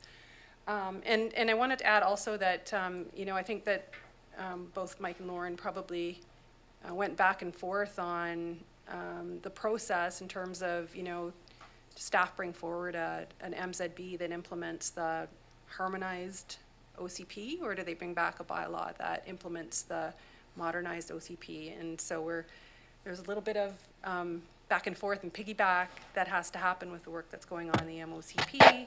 the same time, there's some background work that can be done on the ZB. We'd like it all to be done tomorrow. Unfortunately, it won't. But yeah, I think that if we were to have a special ESC, we could kind of look at these things in harmony. Okay, Director Acton. Yeah, thank you, Madam Troff, Ms. Troff, Madam. Madam. I would prefer it just to be a casual workshop. We don't have to make any decisions. We can ask stupid questions. We don't have the camera on us. It's not political. And then we have the opportunity to learn, and then we have time to regurgitate it, like, or mull it over, as Director Martman would like to do, I'm sure. And then when we do have it come back and we have it at a special EAC or however we move forward, then we can take what we've learned and we can kind of do well for our communities, I think. Like, I would much prefer this. This is a big topic with lots of details, to be able to do it as we used to in the past with a workshop, and then have a meeting around the decisions that need to be made.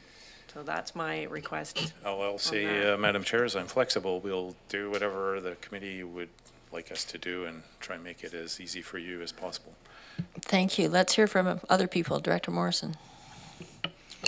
Thank you, and great report. I want to apologize in advance because I did note something in here that I thought odd, and I didn't get the staff before the meeting, so this isn't a gotcha by any means, but one of the benefits of going to 4 of the MOCP and local area plan open houses was that great map that they taped to the floor that shows the whole region. And Area F has, I think, just about 30% of the marine environment as far as the region goes. And I saw no mention of it in the consideration of the marine zoning bylaw. I realize there's some complications with the federal lands and the likes, but just don't need to necessarily have an answer today, but would like to have an answer, given what Ms. Wright had said about the federal plans and some of the work that's being done. I want to ensure that those lands that are the jurisdiction of the CBRD, but on the west coast and often the forgotten coast, are included in this work as well. Thank you, Madam Chair, for clarity. I think it was our intent to include that. As you say, it's probably somewhat complicated because of the National Park Reserve, the maybe provincial parks, I can't remember, if they probably go right down to the ocean as well, and certainly First Nation interest. But yes, absolutely, it was where we weren't just thinking about this side of the island, or at least I wasn't. Director Wilson. Yeah, thank you, Madam Chair. Thank you, Mike. Thank you, Lauren. Thank you. I think in this particular case, it's summed up in the summary on page 4, paragraph 1. The key words or phrases being zoning bylaw review. It's a review. And the most important phrase that comes up to me is more effective administration. And that's something which we need here. We don't need to be dealing with 8 or 9 different bylaws. Yes, it's harmonisation. Yes, it's modernisation. But at the same time, if it means that the staff have a common bond, a common paper to work from, instead of having to go all over. And I understand the point about keeping the 8 areas with their own independent characters. They do. And I'm sure staff will take that into consideration as well. I would love to see this endorsed today. However, I think in this particular case, I would like to see option 2. And I think there's a question in there somewhere, Mike. I'm sure you'll find one. Just say yes. I wish you, yeah, I don't know. I can't see a question in it, but. Director Martman. Thank you. And, for us that live out in the sticks, unlike you city slickers, we don't have, when I look at bylaws in the CVRD, I see Area H absent, Area H absent, Area H absent. Smoking bylaw comes to mind. The other one that comes to mind is street lighting. We don't have a dark sky policy because we have dark skies. So I guess the one thing that really struck me during the harmonization of the OCP was the engagement of the APCs. And I'm wondering, I'm not necessarily seeing it here. Should it be here? What's your, has it been considered? Thanks. I believe in the work plan, or I can't remember which document it's in, actually. I'm conflating them now in my mind, but we do definitely intend to, early, before we start drafting this, meet with the APCs to, basically do a longer version of what we're doing now and, answer local concerns. As Director Wilson was alluding to, I think you said you meant 8 bylaws, not 8 electoral areas, I'm sure. But yeah, we're cognizant of the differences between the communities and their different needs and expectations in terms of, various regulations. And, I think the meeting early in the process with each APC will help with that. And yes, it is planned. It's built into one of those documents. I'm sorry, I can't tell you which one or which page. Sorry, I missed that. Anyone else? No? Move the recommendation. I have a few questions. Of course. I guess I'm looking at this and I liked what Director Segal said. We kind of lobbed a lot of stuff off into the zoning bylaw discussion. And so I really feel strongly that and I think there was talk about a zoning bylaw issues table, and it strikes me that there should be sort of a systematic way of that we should be going back out to the community to have a discussion before we waste time doing a lot of drafting that might be changed.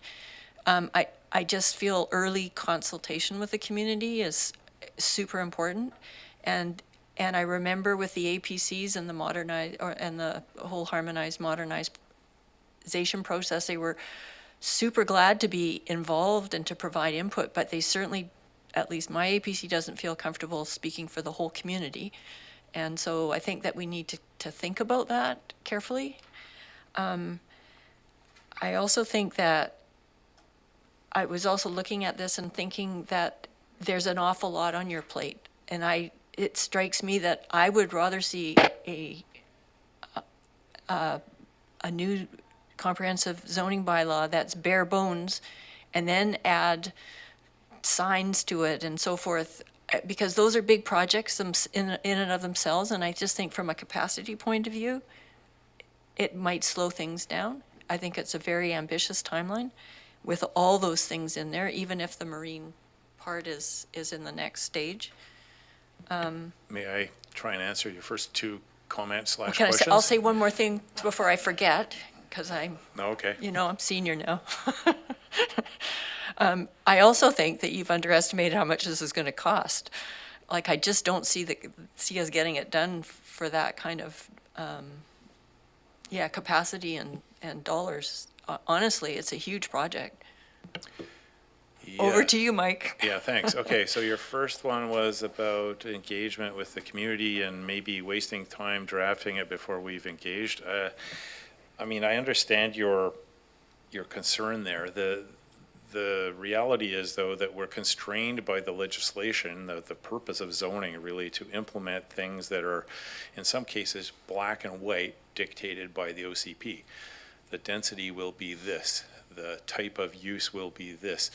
It's very easy to write that part of the zoning bylaw without engaging with the community again, because if we do engage on them and they tell us they don't like what we're proposing, we're going to say, well, actually, you have a problem with the OCP, because that's what it tells us to do, which is an entirely different project. So this is strictly a technical bylaw. So what we were imagining we would do is we would write those parts that look black and white to us and get that sort of put into the document, the draft document. And then for the issues that we see in shades of gray, we would take special measures to engage with the community on those. So an example of that might be food trucks or Backyard chickens. but yeah, exactly, that kind of thing. I was struggling for a second example, but and have that sort of thing, which is maybe an example of the things you're saying were kind of put aside from the MOCP because they're really kind of implementation issues. So I think that's the opportunity to capture it. I also think that, if we have a workshop or a special ESC to discuss this, we can get a bit more into depth on that. Now, I can't remember what your second comment was. I'll go to the third one, which was the budget. It's a relatively modest budget. It's definitely modest compared to the MOCP. However, as you probably know, there's an awful lot of consultant involvement in that project. We're intending to write this one entirely in-house. We're going to maybe get consultants to help with certain aspects, perhaps doing pro forma work on complex zones to make sure that they actually, make financial sense and that kind of thing. But we're expecting to do most of it in-house, so that there's a cost savings there. We're also hoping to involve, we've already done tentative recruiting of people in the DS division to assist us with elements of this project. So now I think maybe your second question was around the content, like having all those extra comprehensive elements added to it at this time. I think the degree to which we can do that right off the bat is going to be dependent on how successful we are in getting some of the DS staff to be able to actually assist in doing that work, because what we were imagining is it would be nice to give them a little individual piece of work, for example, the sign bylaw, and say, okay, can you write a general regulation for the comprehensive zoning bylaw that kind of incorporates the key elements of this, and if they're able to do it, it will be incorporated. If they're not, it probably won't initially, and it'll have to be postponed. But we intend to do all of this work in-house and really just reach out for consultants for sort of technical work when necessary. So that kind of explains why the budget's relatively modest. Okay, that's great. So I guess I still think that there are some topics that you will need to go out to the community earlier rather than later, and that will take resourcing. So, I'm thinking about things like, well, the sign, I know a new, doing the sign thing would definitely, people will want to have comments on signs. And the whole issue of accessory, secondary suites, all that kind of stuff, and the idea of manufactured homes, where that applies, and things like that. I don't think we can get away with not talking to the community early in the process. And so I think it just needs to be built in, and I don't see it there now. Well, Madam Chair, I think those are good points, and I also think that we should maybe discuss them further in the special meetings or workshop that we're going to have, and then if we need to make a hopefully modest adjustment to the budget, we could do so. I still think that what you're talking about is not necessarily going to involve that much additional money, a little more effort perhaps. Regarding the timeline, it is relatively tight if all of the scope of work that Lauren showed here is done within that time frame, but I think come heck or high water, we want to get the main elements of it adopted by the timeline she shows, and if there are optional elements that will later be incorporated, I guess that would probably be a good way to deal with it. Anyway, let's have a workshop or whatever it is to talk about this, and we can maybe get into a bit more depth on that, those outstanding issues that aren't really being dealt with in the MOCP. Okay, so Director Acton has a motion. You certainly can, Mr. Director McClinton. You're normally quiet. I've just been listening, trying to take it in, like this is a big project. Just know for me personally, I would appreciate a working document, and personally, I'd like to give the staff the opportunity to pull all this together for us so that, we know where we're starting from, and I don't think there's going to be, clearly they want to work with us to make the document rock solid, so just my thoughts. Should we ask staff what they think as far as a motion goes in a workshop? What that would look like? Should we defer this till after a workshop? Yeah. Defer until after we have a workshop. So, but you would like an informal workshop, so if we don't have it as a special electoral area meeting, we can't do the motion then? Yes. A question for Director Acton. Would you not like to see what they're starting with rather than before we start asking the questions? Yeah. No, a workshop would be like a teaching, learning. No, but do you want to? Teaching, learning workshop, and then we would come back to this afterwards. So that we Before can, they start to put the bylaws, Yes, before we, let's just refer this whole thing until after we have a workshop. And we can make sound decisions. I'm hearing a lot of different things from people here, like, I agree on the on the engagement piece, but what does that look like? And, Can I stop you and just Okay. ask Ms. Cheroff what she suggests? Thank you, Madam Chair. So I think there was a board resolution, I don't know, 2, 3, 4, 5 years ago around harmonization and modernization of bylaws. So staff have already been working on that, and I think that's reflected in the project charter and plans that Lauren had put forward. So the work's already started. Staff are going to be continuing to do the work. What we're looking for is endorsement of the documents that we've put in front of you. The committee can have a workshop. If it's a workshop that's not a meeting, we wouldn't be able to get into the specific content of the bylaws. So you'd be looking at the mechanics around how does an OCP function, how do the implementing regulations function, but we wouldn't be getting into specific issues in a workshop. Just wanted to be clear on that. That if you want to get into content and influencing the content of the bylaws, that needs to be in a meeting. Okay. Director Martman? Yeah, I'm comfortable with this as the beginning, as long as we can, if we have things coming out of a workshop, that we can say, hey, let's add to this, let's make it more robust. But to me, this is the starting point, and if that's the intent of what is proposed for a workshop, then I think that's great, and we make it public and let other people learn about it too. Yeah, Madam Chair, just like to agree with Director Martman. That was the point. I mean, I think the work plan is obviously adjustable.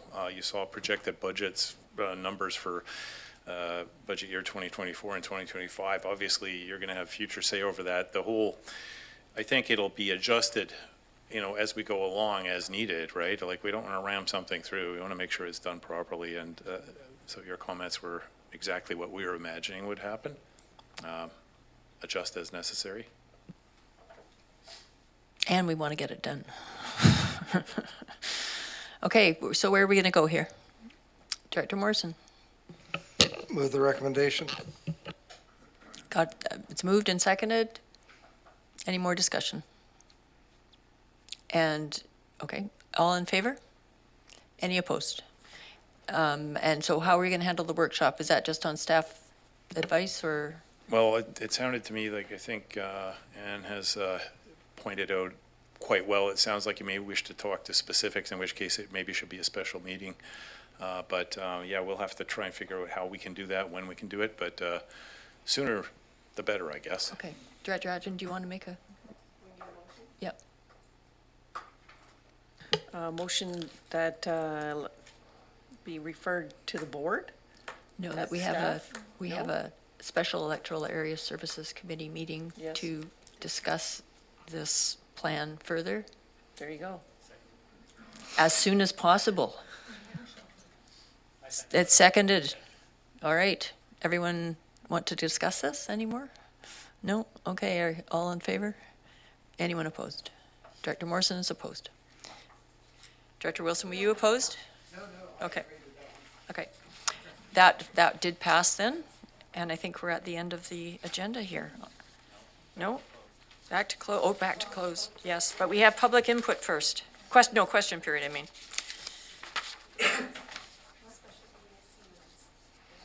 Oh, and the special EASC minutes, the unfinished business. Or new business. Sorry, let you do your job. Thank you, Madam Chair. Thank you, Madam Chair. We actually have new business items that include the IN1 Special Electoral Area Services Committee meeting minutes of February 24, and that's just a motion to approve. Moved, seconded. Anyone have any? I don't know if I've seen them. You weren't there. It was the Lake Town Ranch site visit. All in favor? Anyone opposed? Motion carried. Thank you, and it's just a receipt of the supplemental information to R5. Do I have a mover? Seconder? All in favor? Anyone opposed? Carried. All right. Question period. Does anyone like to ask a question? In the gallery? Nobody No online. one. Thank you, Mr. Evans. All right, so we have to go back into close, so what do I say? Motion to recess? Motion to recess. Second? All in favor? No one, anyone opposed? All right, we're going to recess and move into closed in 5 minutes. I think you go back into the closed one. Favorite part of